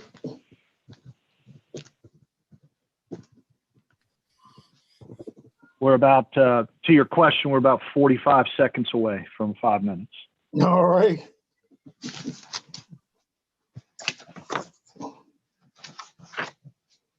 My age, I may need 6 minutes.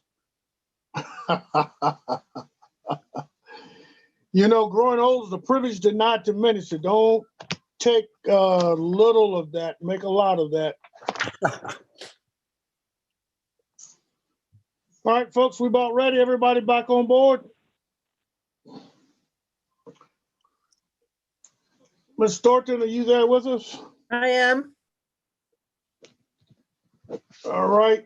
We're going to ask that you go ahead and present for the county, and then we'll ask the Redfish folks to come forward and present whatever they have in this work session. It is not a public hearing. It is a work session, but we need to back up.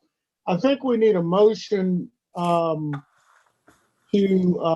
continue the public hearing to March the 4th for procedurally. Is that not correct, Mr. Lansing? For the prior matter, I know I'm jumping in, but For the prior matter. for the prior matter, yeah. Yeah, I think we need a motion to continue it to March the 4th. So moved. Second.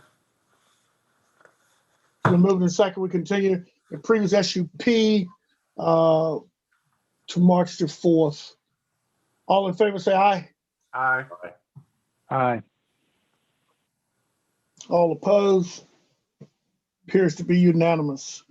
Okay, this is a work session, so we're gonna kind of handle this kind of open-ended, but we'll start with Mr.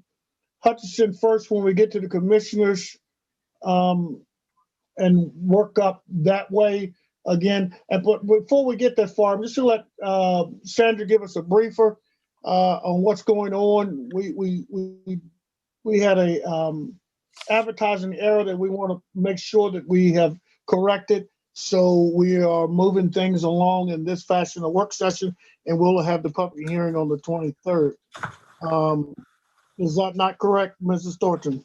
Well, partially correct. The public hearing will be re-advertised for March 4th, which is the date which March 4th. we had anticipated, the Planning Commission taking action, after a continuation for receipt of public comment. But in consultation, with our legal staff, we determined that we would re-advertise for the 4th and that you would be able to open your public hearing and close your public hearing and potentially, make your recommendation on that date. Because, we will have had a comment period. We are going to plan to extend the comment period one more week. Of course, we did previously notify the appropriate adjacent property owners.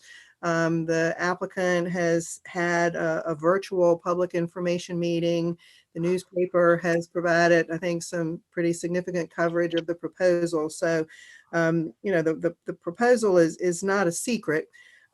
So we believe that we can just procedurally allow you to, consider all of the comments received at your March 4th meeting and potentially formulate your recommendation at that time. Thank you so much. Moving right along, you want to go ahead and open up this work session with just kind of a summary of what's going on and what we're trying to do. From me, or I'm sorry. What the applicant is trying to do. Just give a county summary of what the applicant is asking for the county to do. Okay, well, this proposal is for, I guess by many standards, a sort of a small solar installation. It requires a special use permit in the agriculture district. They're applying as a public utility facility. And the project would be developed in partnership with the Rappahannock Electric Cooperative and Old Dominion Electric Cooperative. The proposal calls for a 6.472 megawatt direct current and a 4.99, megawatt direct current, and then 4.99 megawatt alternating current facility with solar, voltaic, and battery storage as part of the facility. The location is on the north side of Catharpin Road, approximately 1/4 mile west of Doolin Lane. The project would occupy approximately 45 acres of a total 96.6 acres with solar panels and ancillary facilities. The application has indicated that the facility has been sized to supply needs, electric current needs for residents in the immediate vicinity of the project area. All right, thank you. Mhm. Any questions, any comments from any commissioners? Starting with Mr. Hutchinson for Sandra. No, none from me. Mrs. Olmaker? I have none either. No, Mr. I Yan? don't have any. Okay, thank you. Mr. Yancey? I do not have any at this time. I would like to reserve the privilege of doing that after hearing from the applicant, because I do have a couple of things. Sounds good. Mr. Capel? Yeah, Ms. Thornton. So regarding the work session and the basically opening and closing the public hearing at the next meeting, for those who are watching the YouTube video who may look at this video later, basically if they want comments, I mean, we're soliciting comments from them, right? Is that we Yeah. still would like citizens, so anyone watching now or subsequently watching this video, please send your comments in on this project before which date? It would be March 2nd.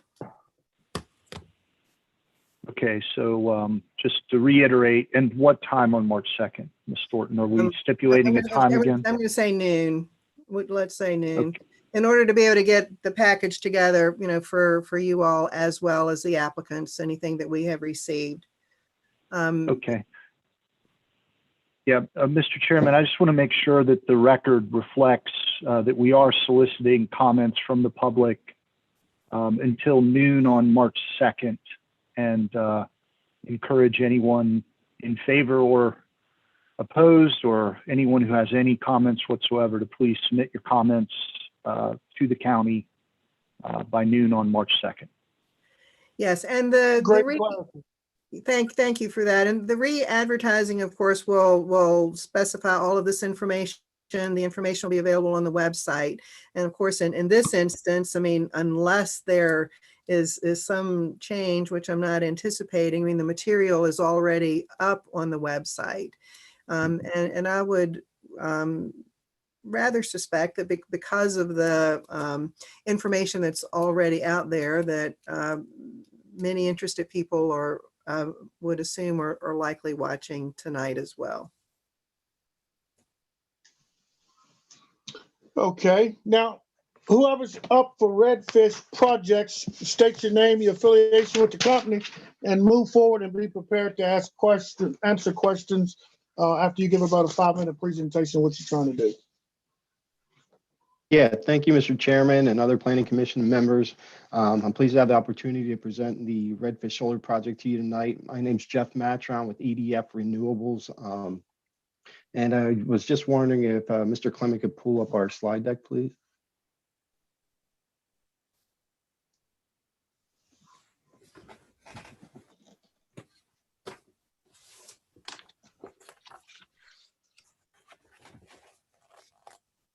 Okay, and can you go to the next slide, please? All right, thank you. As I said, my name is Jeff Matron with EDF Renewables. We are the owners of the Redfish Solar Project. I'm joined here tonight by James Wright of the Old Dominion Electric Cooperative, my colleague at EDF, Doug Carton, and Chris Wu from our environmental consulting firm, ECT. If you could go to the next slide, please. At this point, I would like to hand off to James Wright to explain the relationship between EDF and ODEC. James? Hi, everyone. My name is James Wright. I'm with ODEC, or Old Dominion Electric Co-op. So ODEC is based just outside Richmond in Glen Allen. We do the generation side of the business for rural co-ops, including Rappahannock. And we have been doing projects. We knew that we wanted to do solar projects for our member co-ops. We brought EDF on board as our partner in late 2019 to do solar projects for us. So as a result of that partnership that we forged with EDF Renewables, this is one of the projects that will be trying to move forward with.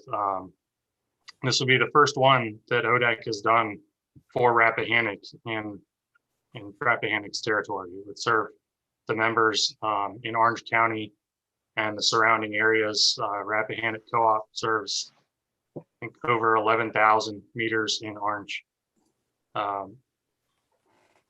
It would connect to the existing Rappahannock lines, so it doesn't require a new substation, which some of the larger projects proposed around the state would require new transmission infrastructure. This is actually sized and located purposefully to avoid having to build a new substation somewhere. If you can go to the next slide. So why are we trying to do solar projects? It's clean energy. It doesn't use much water emissions, not much waste out of it. It doesn't place much demand on county infrastructure. It has a low visual profile. It operates pretty quietly. And at the end of the project, we can return the land to its previous agricultural use. It also creates jobs during the construction of the project. And next slide, please. So just as a visual for what we're doing with these distributed solar projects, as opposed to some of the larger facilities that you see proposed around the state. Here on the left, you have homes and businesses. Typically, conventional generation from utilities starts actually on the right side with the power plant. You generate the power, you push it to the left through substations down to the homes and businesses. The transmission piece of that business has gotten pretty expensive. And one of the key benefits of doing a distributed solar portfolio is that by locating it more on the home and business side of the substation and co-locating it near the areas that are consuming that power, we're actually using less transmission instead of more, which will help save the members of Rappahannock and the other co-ops that ODEC serves more money. With that, I think I'll go to the next slide and pass it back to Jeff. Thank you, James. Redfish Solar Partners LLC, which is a wholly owned entity of EDF Renewables Distributed Solutions, is the applicant of the project on behalf of the property owner, Mr. and Mrs. Michael Mayo Jr. and their son, Michael Mayo. The proposed project is located on two parcels of land on the north side of Catharpin Road in Locust Grove, Virginia. The project area is currently an open agricultural field with no structures. We're anticipating ultimately when the project's done, the footprint will be less than 35 acres. As was mentioned earlier, the capacity of the proposed project is 4.9 megawatts alternating current, which is a small project as compared to others proposed in the state. This is because it's sized to meet the electricity needs of Rappahannock's customers located nearby the project. This type of project is referred to as distributed generation because it's connecting to the distribution grid as opposed to the electrical transmission system. The point of interconnection will be at Rappahannock's existing electric line running along Mayo Lane, ultimately ending up at the existing Pady substation just a few miles away. Could you go to the next slide, please? Here you'll see a conceptual site plan showing how the project will be oriented throughout the property. The blue rectangles represent the rows of connected solar panels, or what we call the array. On-site wetland areas are shown with a 100-foot buffer and no impact to other natural resources are anticipated. The maximum height of the solar equipment will be approximately 15 feet. We also show a proposed gravel access drive off the Catharpin Road in the center of the project. As again was mentioned, no substation will have to be constructed. The project will tie into electrical distribution system via existing lines. Fencing shown in green directly around the arrays. We're proposing to use fixed knot agricultural fencing, as opposed to chain link to assist in keeping with the character of the surrounding community. Ancillary equipment shown in the middle of the project at the northern end of the gravel access, which represents the extent to the footprint of concrete foundations and impervious surfaces. As you can see, it's a relatively small area. Also, will mitigate potential visual impacts of the project using low visual profile solar panels, as I said, limiting the maximum equipment height to 15 feet and incorporating setbacks from the north, east, south, and west of property lines. Northern, eastern, and western boundaries of the property are lined with existing vegetation, limiting potential views from the north, east, and west. Supplemental vegetative plantings are proposed in the blue hatched areas along Catharpin Road, as you can see. Next slide, please.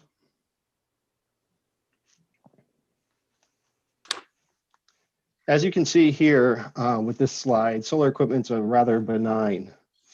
The site will be comprised of racking systems mounted on support posts, panels installed on top of those racking systems, an inverter / transformer skid, interconnection equipment, which is typical, the same type of utility equipment you see all over the state, and a weather station.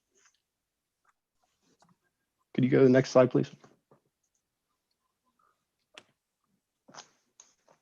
To date, EDF's environmental consulting firm, ECT, has accessed publicly available data, resources, and conducted a field reconnaissance, a wetland delineation, and a habitat assessment to identify potential environmental land use impacts. 2 wetlands were found present on the site, both of which have been avoided and appropriately buffered. There were no threatened or endangered species observed, and there's a low potential for on-site occurrence due to the history of the land cultivation. Stormwater runoff will be tightly controlled in accordance with state and local regulations.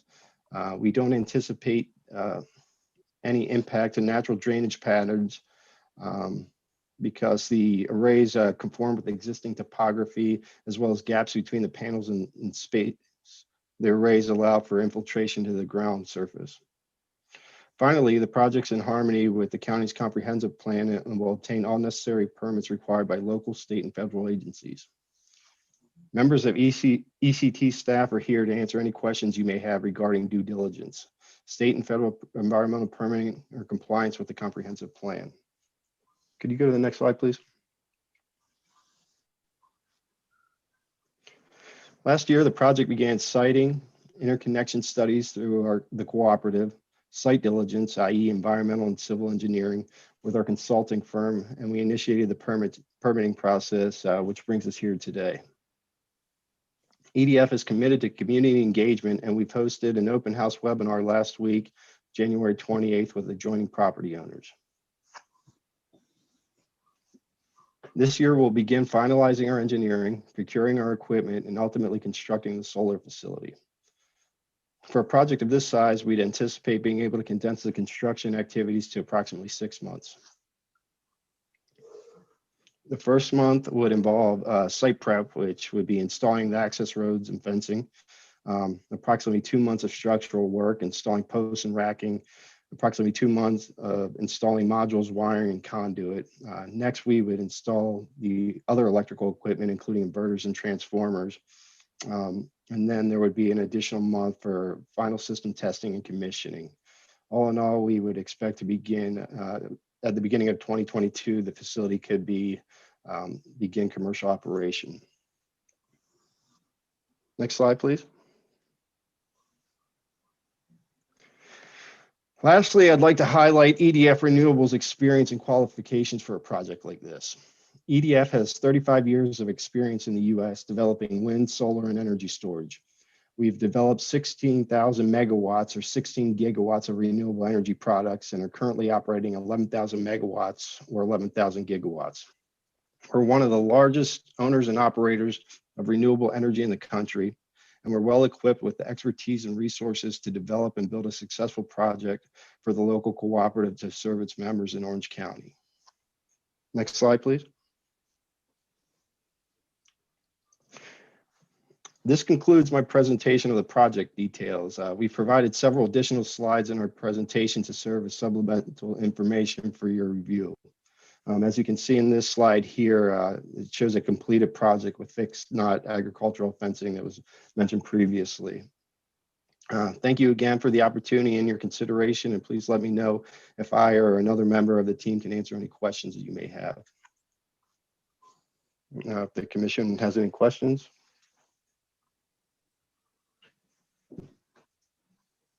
Okay, thank you. Yeah, informally there, just before we get started, have you Yes, sir. checked with your neighbors around this project or the neighbors around this project to see what they think about it? As I've mentioned, we held a webinar. We sent out mailers to the adjoining property owners. Because of COVID, I did not physically reach out to them. Under different circumstances, I would be more than happy to, and I would have by this point, but because of COVID, we've been taking precautions and holding all interactions with the adjoining property owners online. Okay, just curious about that to see what, because again, there's some neighborhood concern that has reached my ear about that, but I just want to make sure we clear that up real quick here. And while I'm talking, I'll go ahead and now, how does the neighborhood actually get hooked into the line? Well, they're already hooked into the line. We would just be supplying our. How do they start getting? Well, let me ask it a different way. I know they're connected to some electrical service. How do they know that now they pay the solar company instead of paying the electric company? I mean, how's that process done? Is it less expensive, more expensive, or what? Well, I'll let, if James is still on, I think he could probably answer that better, but they'll be paying, the utility will, the energy is used when it's consumed. So when the load, it's supplied to the substation, and when lights are on, the energy is being consumed. I don't know if James, you want to speak more to. So the folks at the end of the line there will still be purchasing their power from Rappahannock. Rappahannock does the distribution business. They run the lines to the homes to keep the lights on. What we're talking about is not co-located with a home, but it is located where it ties into a Rappahannock line. It's not a generation facility somewhere distant that has to come through high voltage transmission lines owned by other companies. It just goes from the generator through the Rappahannock line to serve the consumption locally. So the facility will produce power, which is EDF's. It's their facility. ODEC has an agreement to buy all of that power from EDF. We sell it to Rappahannock, who sells it to their members. Okay. So that doesn't necessarily show a discount in any way to the consumer. So the consumer's bill, they will, to the extent that we save Rappahannock money, then all of the members of Rappahannock would save money. Not just that area, just all of them. Not just that area. Okay. So help me again, and I don't know if you were privy to the last hearing or not, but this is agriculture. Why should we put solar panels in agricultural field? Just kind of bail me out of that a little bit. I can touch on part of that. So these types of projects that are distributed projects that aren't necessarily retail sited in somebody's backyard, but are also distributed to avoid, it's small enough to avoid, pushing onto the transmission system. There's relatively few places that we can make, that we can do those types of projects. We have to find basically sites that are near pockets of consumption that are large enough and near the infrastructure that is required to tie it in. In this particular case, the Rappahannock substation about a mile away is why we look here. We basically need to be within, a certain radius of there to find wires substantial enough to tie in and serve the local demand. Okay, I'm gonna compliment you on that answer because it puts it right where a friend of mine says the goats can get it. Because that was the question I was asked. How's it beneficial? I mean, to put all this glass, they call it glass, up in a field and distort the agricultural community. And what's the benefit? Now I'm understanding that every REC member might benefit from that. So it's a little easier to understand that takedown in there. I don't have any other questions at this time pertaining to that, other than going to the other commissioners. And I guess, Mr. Yancey, you go ahead because you have several, and then we'll follow along in there. Mr. Yancey? Yes, thank you. I just had to unmute Mr. Brooks. A trivial matter. You need to advise your consultant, environmental consulting and technology, that Catharton Road does not have a Locust Grove address. It's a Mine Run, Virginia address. My couple of questions I have, and as Mr. Brooks alluded to, this is in District 2. I have received several calls and contacts in reference, some which have been favorable, and I fully appreciate and understand, because of climate change and what we're going through in our world today, that renewable energy sources are certainly needed. However, as Mr. Brooks also alluded to, placing these in environmental areas of agricultural districts, as an old farmer boy that grew up on a farm, you certainly hate to see farm land used for other purposes. One of the things that Mr. Wright, I think in his presentation, said that there is no environmental impact.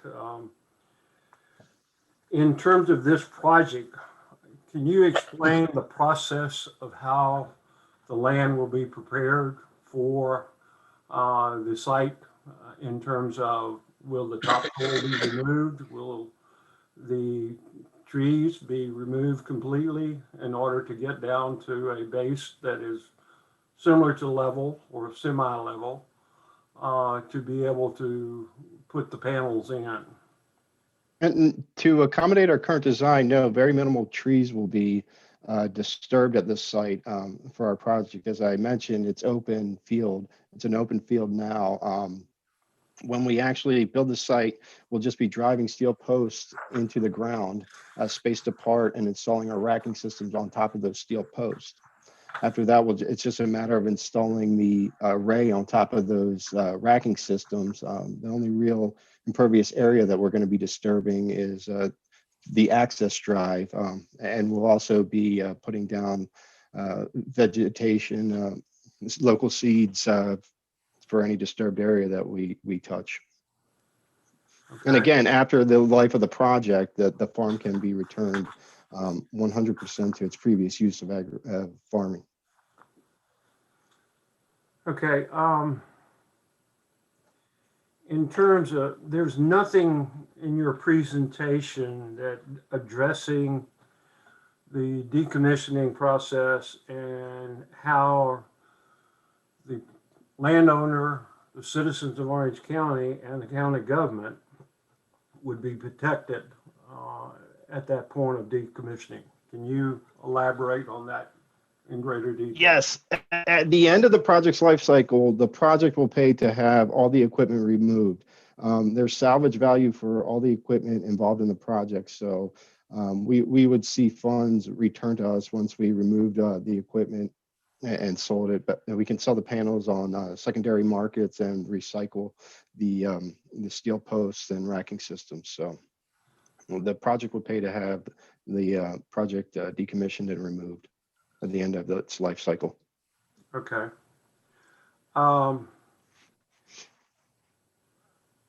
Is there any anticipation that Redfish Solar Partners LLC will transfer, sell, merger, or change the legal ownership of this facility once if we approve it? No, Redfish Solar is the project company. So anybody else involved, EDF Renewables is committed to maintain and operate the project for its lifetime at this point. Okay. Can you elaborate in greater detail of how you will, I guess you could screen the project from the road? You know, one of the things I read into the content of your proposal, at one point, there's an area that's only going to have 35 feet of buffering rather than 100 feet. Yeah, we need that space to fit the project into a compact area. But I think the 35-foot side, we will have understory trees and shrubs scattered throughout that 35-foot buffer to hide from to limit the impacts of the project on the road. Okay. Another environmental question. Appears your consultant did contact one of the state agencies for information, but there was no contact with an entity such as the Audubon Society of Virginia to determine if there are any bird species that may be adversely impacted. Why not? I can address that. My name is Chris William with ECT. So procedurally, the way we would typically go through this is we will conduct desktop online research through Fish and Wildlife Service, Virginia Department of Game and Inland Fisheries databases. Those are both from a federal and a state process, the standard methods for determining what species could potentially occur within a county.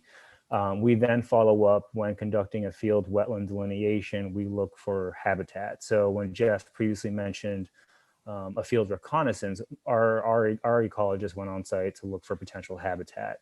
They determine species of concern beforehand, determine what the potential habitats are.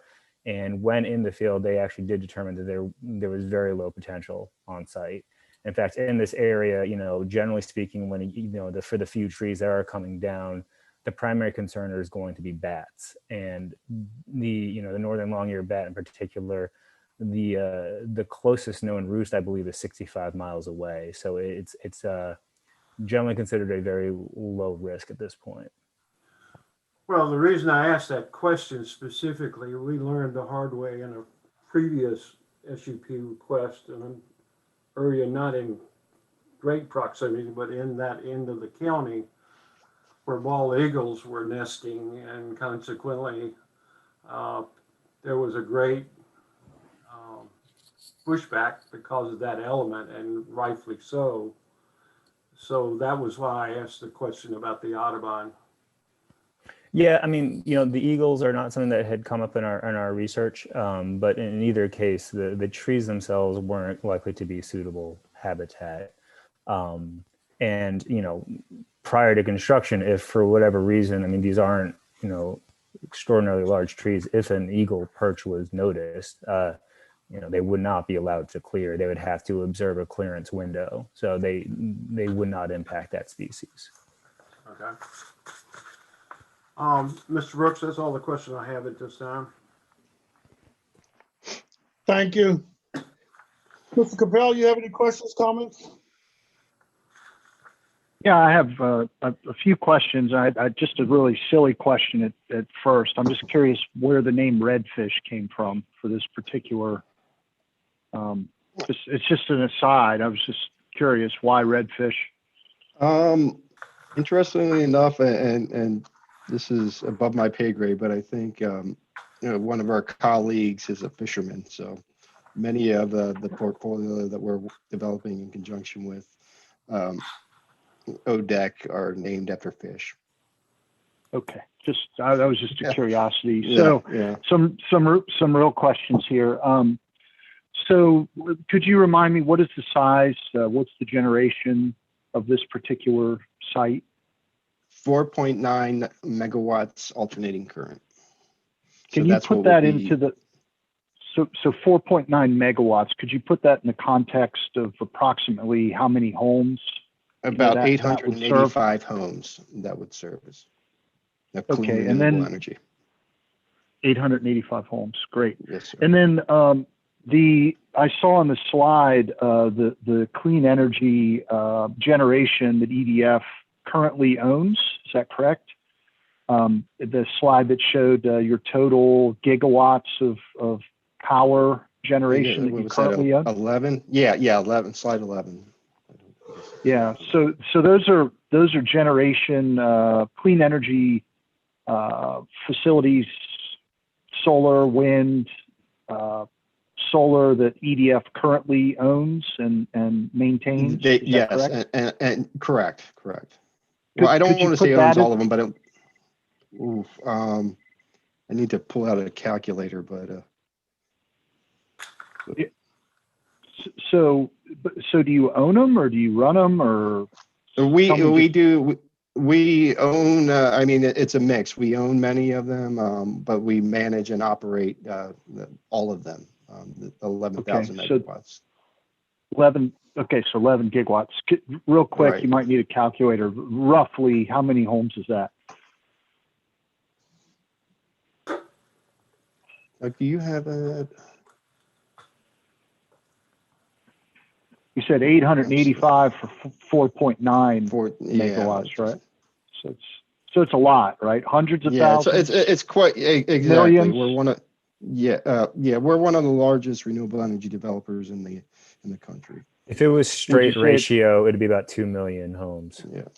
Okay, so you Thank you, currently, thanks. You currently own, operate, manage facilities that generate power for roughly 2 million homes, correct? Correct. Is that what I heard? Okay, thanks. Correct. Could you tell me, are there any known health effects to any neighbors, adjacent properties? Are there any studies, research, scientific evidence that there's any known health effects from solar Yeah. plants? There is not. I mean, as we've mentioned, they produce no emissions. Right. How about the- fossil fuels? How about So- fossil fuels? Are there any known health effects related to fossil fuels? No, in fact, operation of a facility this size will result in the offset of approximately 7,300 tons of carbon dioxide per year.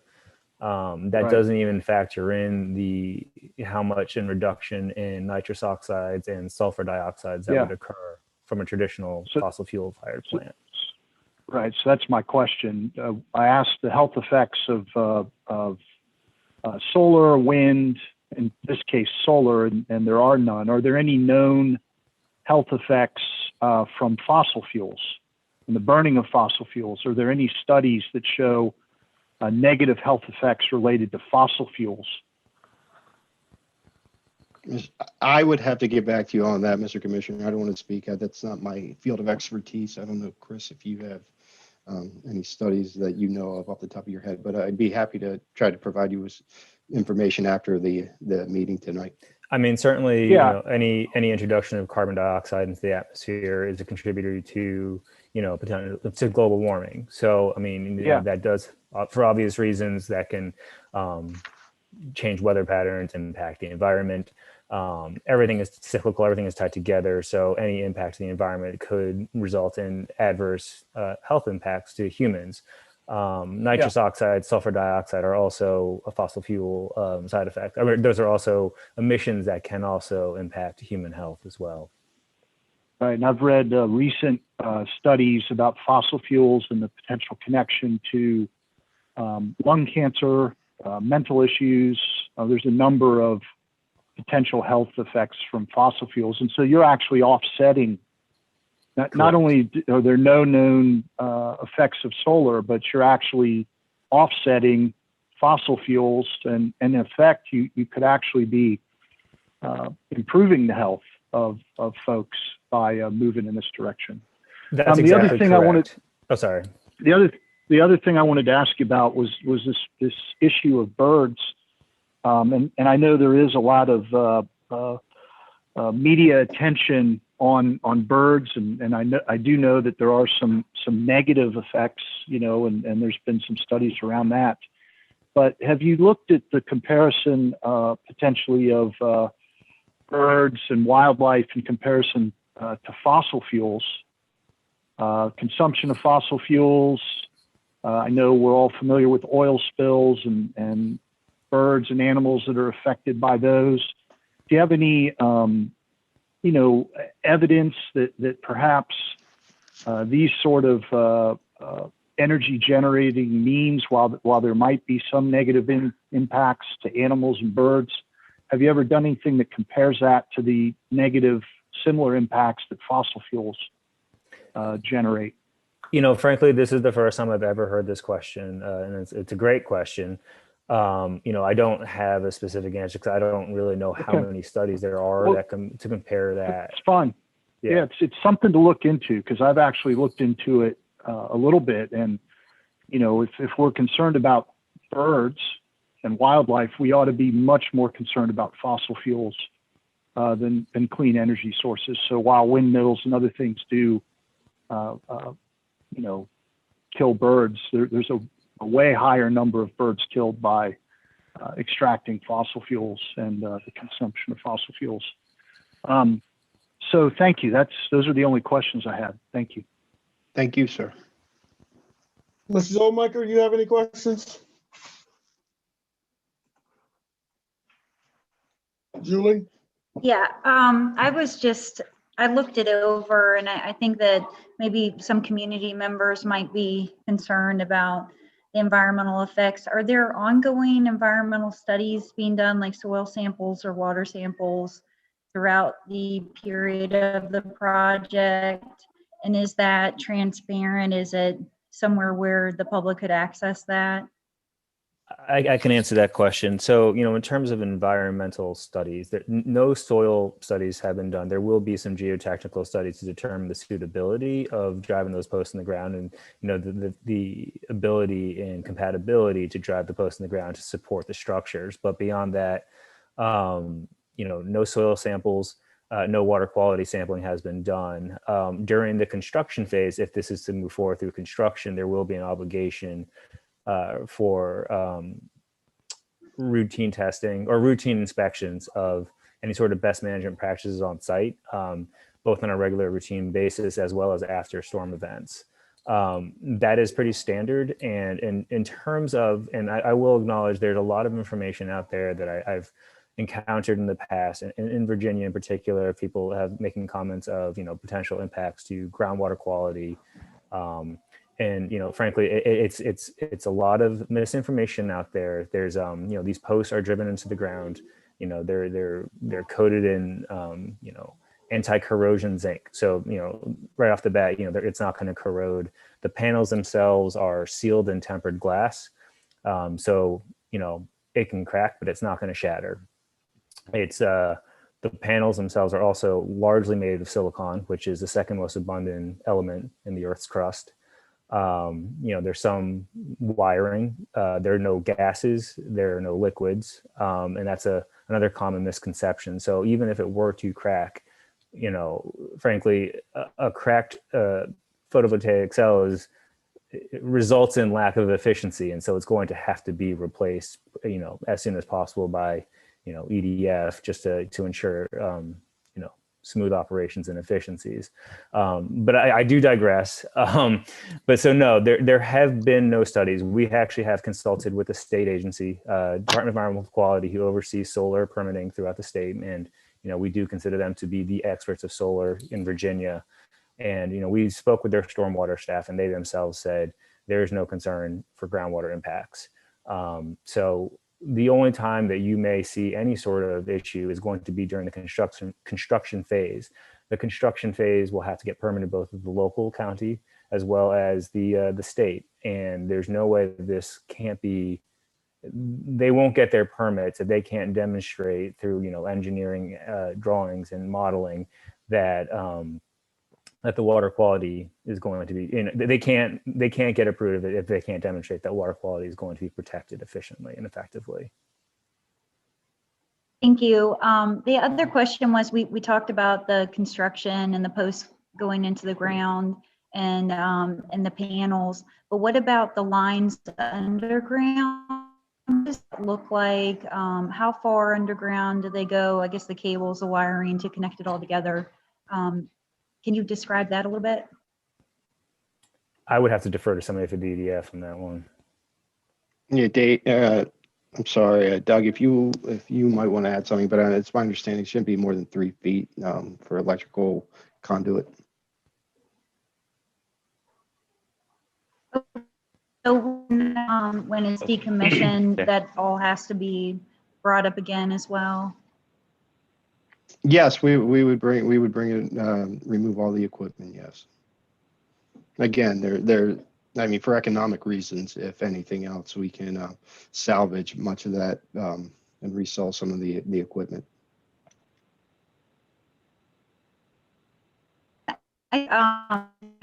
Be misinformation as well about the environmental things, but there is concern about radiation from the equipment. And I think I saw in some studies that it's not more than you would experience, in a normal household. So can you describe that?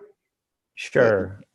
Oh, sorry, Jeff. No, go ahead, Chris. Please, have me. Yeah, there have been a number of studies. And so generally, if there's going to be any sort of EMF or electromagnetic field, it's going to come from the inverter, which, if I recall, from the site plan, it's dead set in the middle of almost right in the middle of the actual parcel.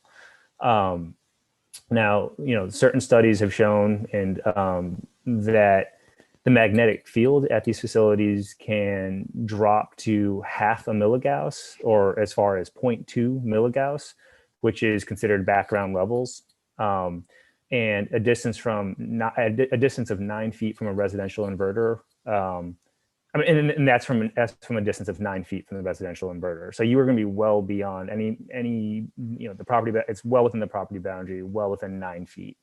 And for reference, the magnetic field is approximately 6 milligauss when standing 3 feet from a refrigerator, and up to 50 milligauss when standing 3 feet from a microwave. So the inverters themselves are going to be far less impactful than a common microwave, and at a distance far greater than you would be than standing at a microwave. Okay. Thank you so much. That was all of my questions for now. Thank you so much. Mr. Hutchinson? Yeah, a few questions. One, which may sound silly, but I don't understand the relationship between EDF and Redfish LLC. I could find nothing on Redfish. Redfish is the project company fully owned by EDF Renewables. And the members of the Redfish, are they also members of EDF? Yes, it's just the project company, the name of the project company. Yeah. Yes, it's 100% owned by EDF Renewables. And the function of Redfish is to operate the facility?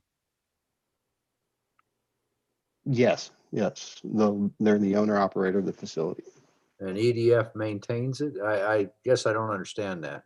Yes. So EDF will have the operation and maintenance agreement with Redfish Solar. So throughout the life of the project, EDF will be doing maintenance and monitoring the site. Okay, you indicated that the substation is about a mile away. You're going to have to put in a transmission line between the solar field and the substation. I did not see any maps on where that's going to go, what properties it's going to go through. So right now, I'm sorry, go ahead, James. By tying into the there's already distribution lines between the point of interconnection and the substation a mile away. So really all they're trying to do is get connected to the 3-phase distribution line of Rappahannock. They're not building the whole mile. So you have no plans to lay additional distribution lines to the substation? I'll ask Jeff to confirm, but I think the answer is no. Yeah, the answer is no. No, there's existing distribution lines in front of the property to the south on Catharpin Road and running along Mayo Lane as well. You indicated that this is the first solar field for REC. Do you plan to do more for Rappahannock Electric? We do, and we're actually working with EDF on some others. So we're in the permitting process in Hanover with another project that's on a similar schedule, and other projects in Caroline. Are there any of those located that you're looking at in Orange County? No. This is the only one in Orange County. Okay.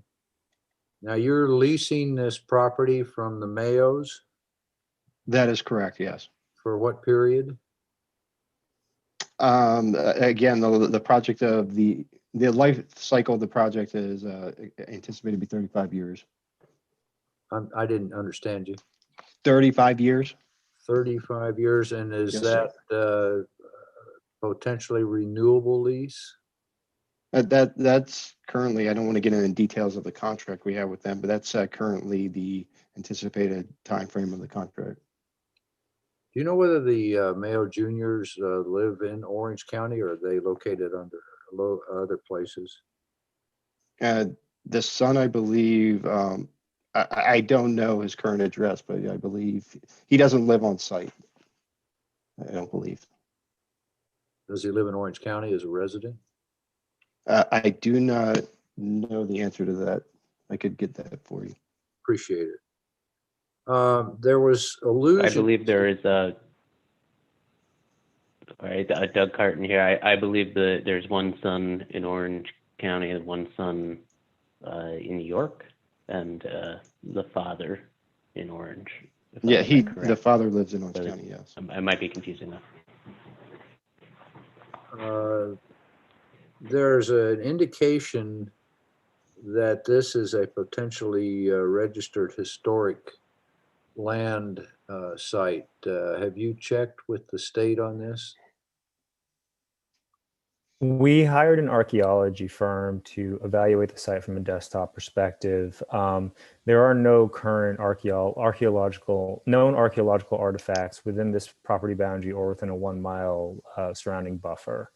There are a number of architectural structures that to the north of the property that would, they wouldn't be able to see this facility just, based on the sheer fact that there's all this vegetation and along the perimeter.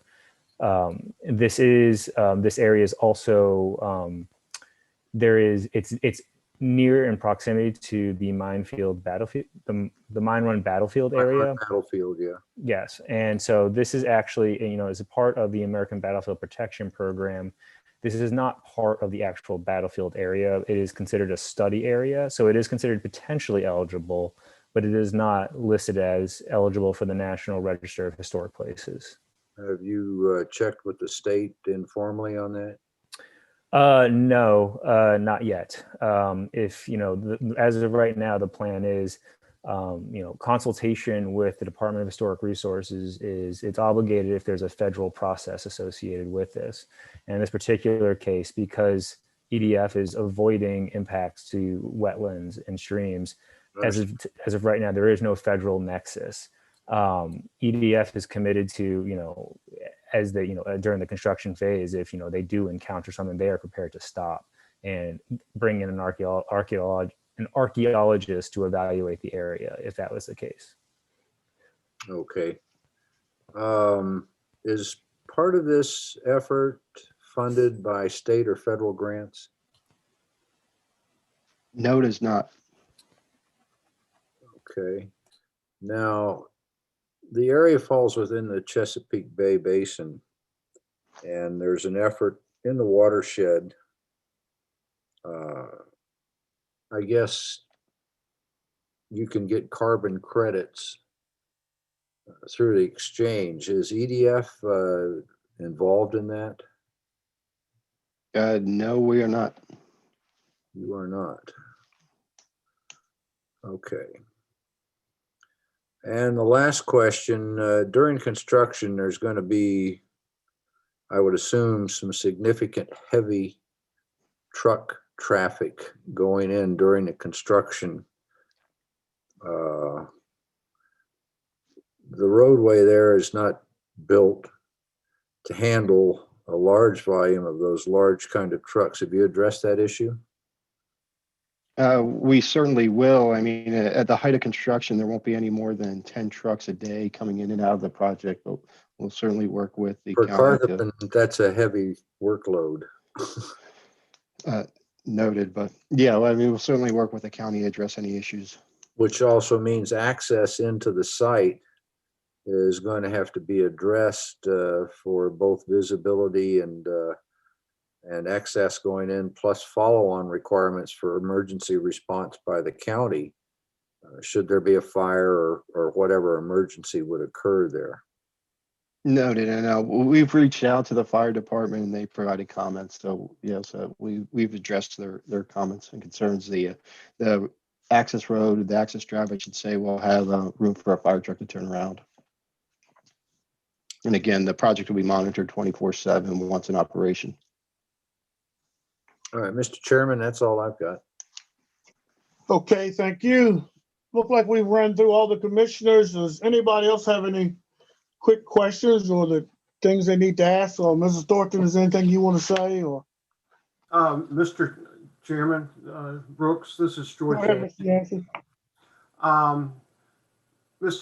Is it Jeff Marchin? Matron. Matron, excuse me. Yes, sir. I apologize. No problem. Would it be safe to say that EDF, as a conglomerate, establishes every one of these projects that they do under a separate LLC for legal protection? Well, we do it for financing purposes. There's a whole slew of reasons why we do it, but I mean, I think it's common practice to set up a project LLC for any project of this sort. Yeah, I think I could. Well, I'm on commercial. I can answer that for you, Jeff. That is one way of preserving assets should litigation take place. So I was trying to respond to Mr. Hutchison's question in reference to why it was done in that manner. And maybe I'm incorrect in this case, and I apologize if I am, but it generally is the case for most conglomerates. So the other thing is, because of the fact, if you read articles on the net, there are no proposed test wells to be tested at a later date for any potential leaching. And what affordable protection do you have from adjacent landowners in terms of environmental damage from your project? Well, from a groundwater perspective, there won't be impacts. The equipment itself is, no different than any sort of, electrical equipment like a gearbox or a traffic light or something like that. There's not going to be, chemicals leaching out from it getting into the groundwater. So, and there's not going to be, without any sort of leaching into the groundwater, there won't be any sort of offsite transport or impact to wells. We've gotten confirmation from the state as well that they agree with that approach, and they fully endorse not, well, I wouldn't say they fully endorse not putting in test wells, but they don't recommend it. And, I will say from the state's perspective, they offer a very robust permitting program for sites that are over 5 megawatts. And granted, this falls under it, but, as part of this permit by rule process, each applicant is obligated to provide a number of studies, including air impacts. And frankly, as we just discussed, the air impacts are beneficial. Nowhere in that PBR process is there anything requiring anybody address groundwater quality, because it's just considered it to be a non-issue. During construction, there will be best management practices employed during the construction phase to protect surface waters, wetlands, streams, and that would obviously protect any sort of offsite transport to adjacent neighbors. And during operations, the panels are going to be laid out such that there'll be enough space in between that it doesn't mimic impervious cover. The ground beneath it is going to be vegetated. I did note somewhere there was a comment about potentially putting gravel underneath the panels, whereas Virginia does not offer specific solar layout guidance. Other states do, and I'll use the example of North Carolina, where they actually offer solar array layout guidance, and they do state that putting gravel underneath, for example, would compact the soil, potentially inhibiting groundwater infiltration. And also with gravel on the site, it would also alter the hydrology. So on site, and obviously as part of this permitting process, EDF is obligated to demonstrate that the hydrology on the site prior to construction, after construction, has to equal that prior to construction. So the pre and the post hydrology needs to be the same.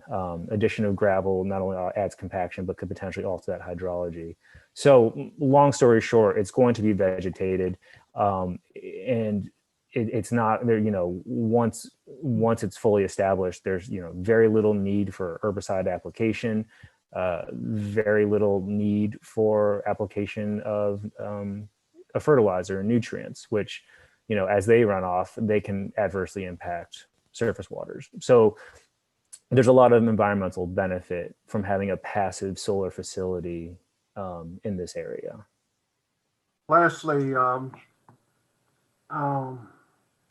I can't speak on behalf of my brethren of other commissioners, but I can almost say unequivocally, my position on this project with a 35-foot vegetation buffer is a deal breaker.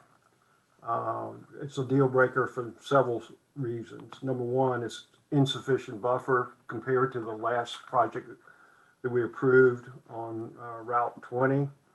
And number two, it's certainly the lesser buffer has a visual adverse impact on your neighbors surrounding the project. So you might want to go back to the drawing board and think about that one. If I may, Mr. Chairman and Commissioners, I had seen a recommendation in some of the comments received for a 35-foot buffer. And I know we're not really delving into the staff report tonight, but one of the proposed conditions calls for a 100-foot buffer around the perimeter of the property. Correct. Yeah, I was going to ask, and since we went there, I was going to ask, and I don't know which one of you all want to answer. You saw the condition for the county. What, if any, you can't agree with, or do you agree with all of them? We received those today. We're still reviewing those internally. So we will get back to you with any, but we've been working with the county the last several months, trying to meet any comments that they've presented to us. So Mr. Chairman. Hold on a second. Mr. Capel, hold on a second. If you could, just as soon as you can, let us know what you agree with, and those of you want to negotiate, let us know that as soon as possible so we know where we're working and where we are. I mean, you can go down the list and say, I agree, negotiate, I agree. That just makes it easier for us to know the posturing. Absolutely. Absolutely. And again, we just received these staff's recommendations this morning, so we're still. I understand. Internally. Mr. Capel, go ahead. Yes, I just wanted to say, I think you could probably tell by the questions I asked, my general belief and opinion on these sorts of projects. I think they're a net benefit. I would like to echo what Mr. Yancey said about buffers and visual impact. And while I generally support this sort of approach, just broadly, locally, just in general, I would ask you to do everything you can to ensure that visually there's as little impact as possible. To offer some context, sorry, Jeff. No, I just wanted to offer, I believe the project that you had spoken to that was approved with the 100-foot setback was 60 megawatts. And that's hundreds to thousands of acres being used that you'd be screening, as opposed to ours, which I mentioned earlier would be less than 40 acres. So I hope that's also something that you consider. I'd also like to add that, for a separate project that I'm working on, we have a historic resource adjacent to that property. I can't disclose this location, but we had just gone through Department of Historic Resources, who, one of their obligations is to protect architectural resources and viewshed impacts. And they agreed a 25-foot buffer was sufficient to screen. So I do want to offer that for context. I know everything's, very site specific, but that is something that DHR has, has accepted so. I would also like to echo Mr. Brooks, George Yancey again. I don't think, and Sandra's done a good job with her recommendations, but I know of 3 others that I specifically have that I would propose to add to that list of requirements.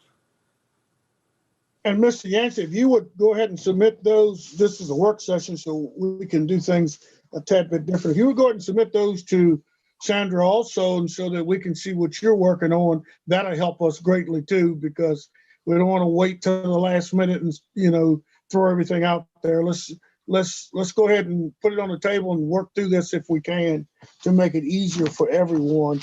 And Mr. Lansing, you haven't said anything tonight. Are we okay? We're doing fine. Okay, all right. Just want to make sure. Is there anything that the applicant and the presenters want to say as a finality, 2 minutes or less? No, again, I'd just like to thank you all for taking time to put us on the docket tonight. I look forward to working with you. I don't know if any of my colleagues had anything to add. I would just clear up the one question on the LLC. So I've only been with EDS since the beginning of or just mid 2020, but I've been developing solar projects for the past 6+ years. And it's just standard practice in the solar industry that you would always develop its own LLC. It's almost impossible to get financing for a project that is not done that way. Basically, projects done without their own LLC are usually done off balance sheet. So they are either for a particular buyer or a long-term owner that they're going to build themselves, but otherwise you would always move that project to its own LLC for financial reasons. It's really just to get through the financial process. So I just wanted to give the background there, but I really appreciate the line of questioning and what we've heard from you all today. I think we will be very proactively going through the conditions provided, and we'll be happy to support the screening and ensure that we are screening the project adequately. We can demonstrate that in a number of ways. So I don't want to give the impression that if we turn down the 100-foot buffer, it's because we don't want to screen the project, just because we don't want to be considered the same as a project 12 times our size. Okay, thank you so much. We appreciate your presentation as well as the rest of you all. We thank the county staff for their documentation and the commissioners. One thing we really strive for is not that Orange County is a place to live, but a livable place. And that's kind of where we are in all these things. Just not a place to live, but a livable place. That's our goal. And sometimes it takes a moment for that to sink in, but it's the difference in living somewhere and having something livable. And that's kind of where we are there. Commissioners, we're finished with these work sessions and SUPs. That will certainly, I was going to say SOLs because that's what I was working on earlier today with my granddaughter. So it goes from one thing to the next. We're going to move along though, because the hour is closing in on us. It appears to be no old business. Sandra, you have any reports for us? Because I don't think Mr. Johnson came online tonight. Yes, Mr. Chairman, there are just a few things I wanted to mention. At your last meeting, you reviewed the draft application calendar, and sort of gave your blessing to that. I had indicated we needed to add a few additional notes, mostly related to the extra step required for rezonings within the GWAP area. So those notes were added. You had requested that I provide that to the county administrator for his review and comment, and he was fine with the calendar. So unless you have anything further on that, we plan to post it to the website and begin implementing it. I would say thank you so much for work well done. Any commissioners disagree with that? All right, what's your next report? Okay, and I guess that this is perhaps somewhat related to that in a way. I had indicated in email to you, I think it probably was just yesterday, but in consultation with the chairman, we have advertised a meeting for February 18. I am now aware that perhaps at least one commissioner is not able to plan on participating on a meeting on that date. There was a prospect for a new business in the county that the economic development staff as well as planning staff had been, consulting with. I think at least from the beginning of December, and I guess as part of their process, they had begun working with the SBA, and anyway, they have bumped up against some deadlines. So we have, in an attempt to try to accommodate them, we did agree to schedule this meeting. At the time we began our conversations with them, of course, that was prior to our calendar finalization. And we had indicated early on that we thought we ought to be able to get to public hearing by March. As it's turned out, we are trying to fast track this a bit. So we probably do need to find out whether a quorum of commissioners is available to attend that meeting. Chairman Brooks, I'm the person that indicated, this is George Yancey again, that I may miss that meeting, and Okay. I need to disclose, my wife is having eye surgery the day before. We have to go back to the surgeon that afternoon for a consultation and review. I'm not sure how long that will take. It may be a short period. It may be a longer period if the surgery did not go as planned. Well, we certainly wish you the best on that surgery, and don't worry yourself. The rest of us will plow ahead. And the good thing about these meetings, you can go back and view them to see what we did in your absence at your pleasure. So we thank you so much for that. Sandra, you have anything else? I did just want to advise you that the new Director of Planning and Development Services is scheduled to begin working on March 8th. His name is Josh Gillespie. So we're looking forward to his joining the staff. Another Josh. We can't get rid of Josh's, can we? All right, good job. We will look forward to hearing from him, and I'm glad to see us forge that way. Anything else? I believe that's all. I did this, and I meant to say this earlier, not that this is crucial information, but just in terms of part of our consideration for this rezoning coming forward in a couple of weeks.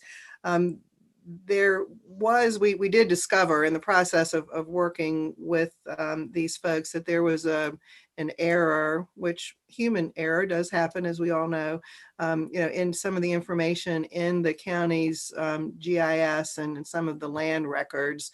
And so that error had led to some, that it was, misinformation that led to some assumptions that turned out to be incorrect. So I'm glad we found the error, but that did add a bit of complication to their process. Sandra, will Josh Gillespie be available to introduce himself at the 4 March meeting? I don't know. I can find out. As I said, I believe his start date is March 8th. So All right. we can ask for sure. Right, and if he can't, we'll just wait till he gets here. We've waited this long. That'll hang on to us there. All right, anything else, Mr. Thornton? No, sir. Anything else, Sandra? No, I don't Thank believe you. so. Thank you. Okay, as we close out and get commissioner comments, I want to go first tonight for a particular reason. I'm going to just tell you all some information. I don't want you to ask me anything. If you want to know anything, call me afterwards. But Sandra's been through a lot this week and the last couple of weeks. That's why some of the reports were a little late getting to us. She has been forgiven by the chairman for those, and you will forgive her too, whether you like it or not. No, I'm just kidding. She has struggled a lot this week. The second thing I will say is that at 1:45, when somebody's trying to get something out of AM so that you can have it for a meeting, that shows a powerful strength to try to accommodate her work schedule through what she had to go through. So I want to just take this time to say it publicly. Sandra, thank you for a job well done, and things shall get better for you. And any other commissioners got a comment? You ain't gonna comment on that because I'll cut you off. But moving along to anything else. Yeah, Mr. Chairman, Sure. District 1. Yeah, Sandra, you had said that you wanted to make sure that there was a quorum for the next meeting. Did we verify that? I heard that Mr. Yancey was not going to be there, but do we know that the other commission members will be available on the 23rd? On the 18th. Well, actually, I don't. I'm not available. You're not available? No, I have another meeting in Culpeper. Okay. I'll be. Is it the 18th? Is it the 18th or the 23rd? It's the 18th. 18th, okay. Two weeks from tonight. Yes, ma'am. What about So you, I will Mr. be Hutchinson? available, I'll be here. So it'll be 3 of us. We'll be available. Okay, yeah, and then plus it's a double thing, right? So we get to hear it on the 18th, and then we get to talk about it again on the 4th. Right. Correct. Yes. Yeah, and then Ms. Thornton, Mr. Gillespie, is his last name Gillespie? Gillespie. 2 L's. Okay. Yeah, I spelled it Great. with 1 L too. Yeah, thank you. And then just to echo Chairman Brooks' comments, Ms. Thornton, thank you for your work and best to you and your family. Thank you all very much. I appreciate that. Any other comments? I solicit a motion to adjourn. So moved. And we Again, know our thank you all next very meeting much. is going to be 2:18, not 3:04. I second the motion to adjourn. All right, is all in favor, say aye. Mr. Aye. Mr. Hutchinson, I sent you 2 text messages you need to read. You all have a great night, and we'll talk to you on the 18th. That Thank you so much. requires multitasking, George. Hey, listen, you two older gentlemen, you got to go back to using walkie-talkies or something. You can't use the newfangled technology. I know. Maybe Pony Express. George, I agree.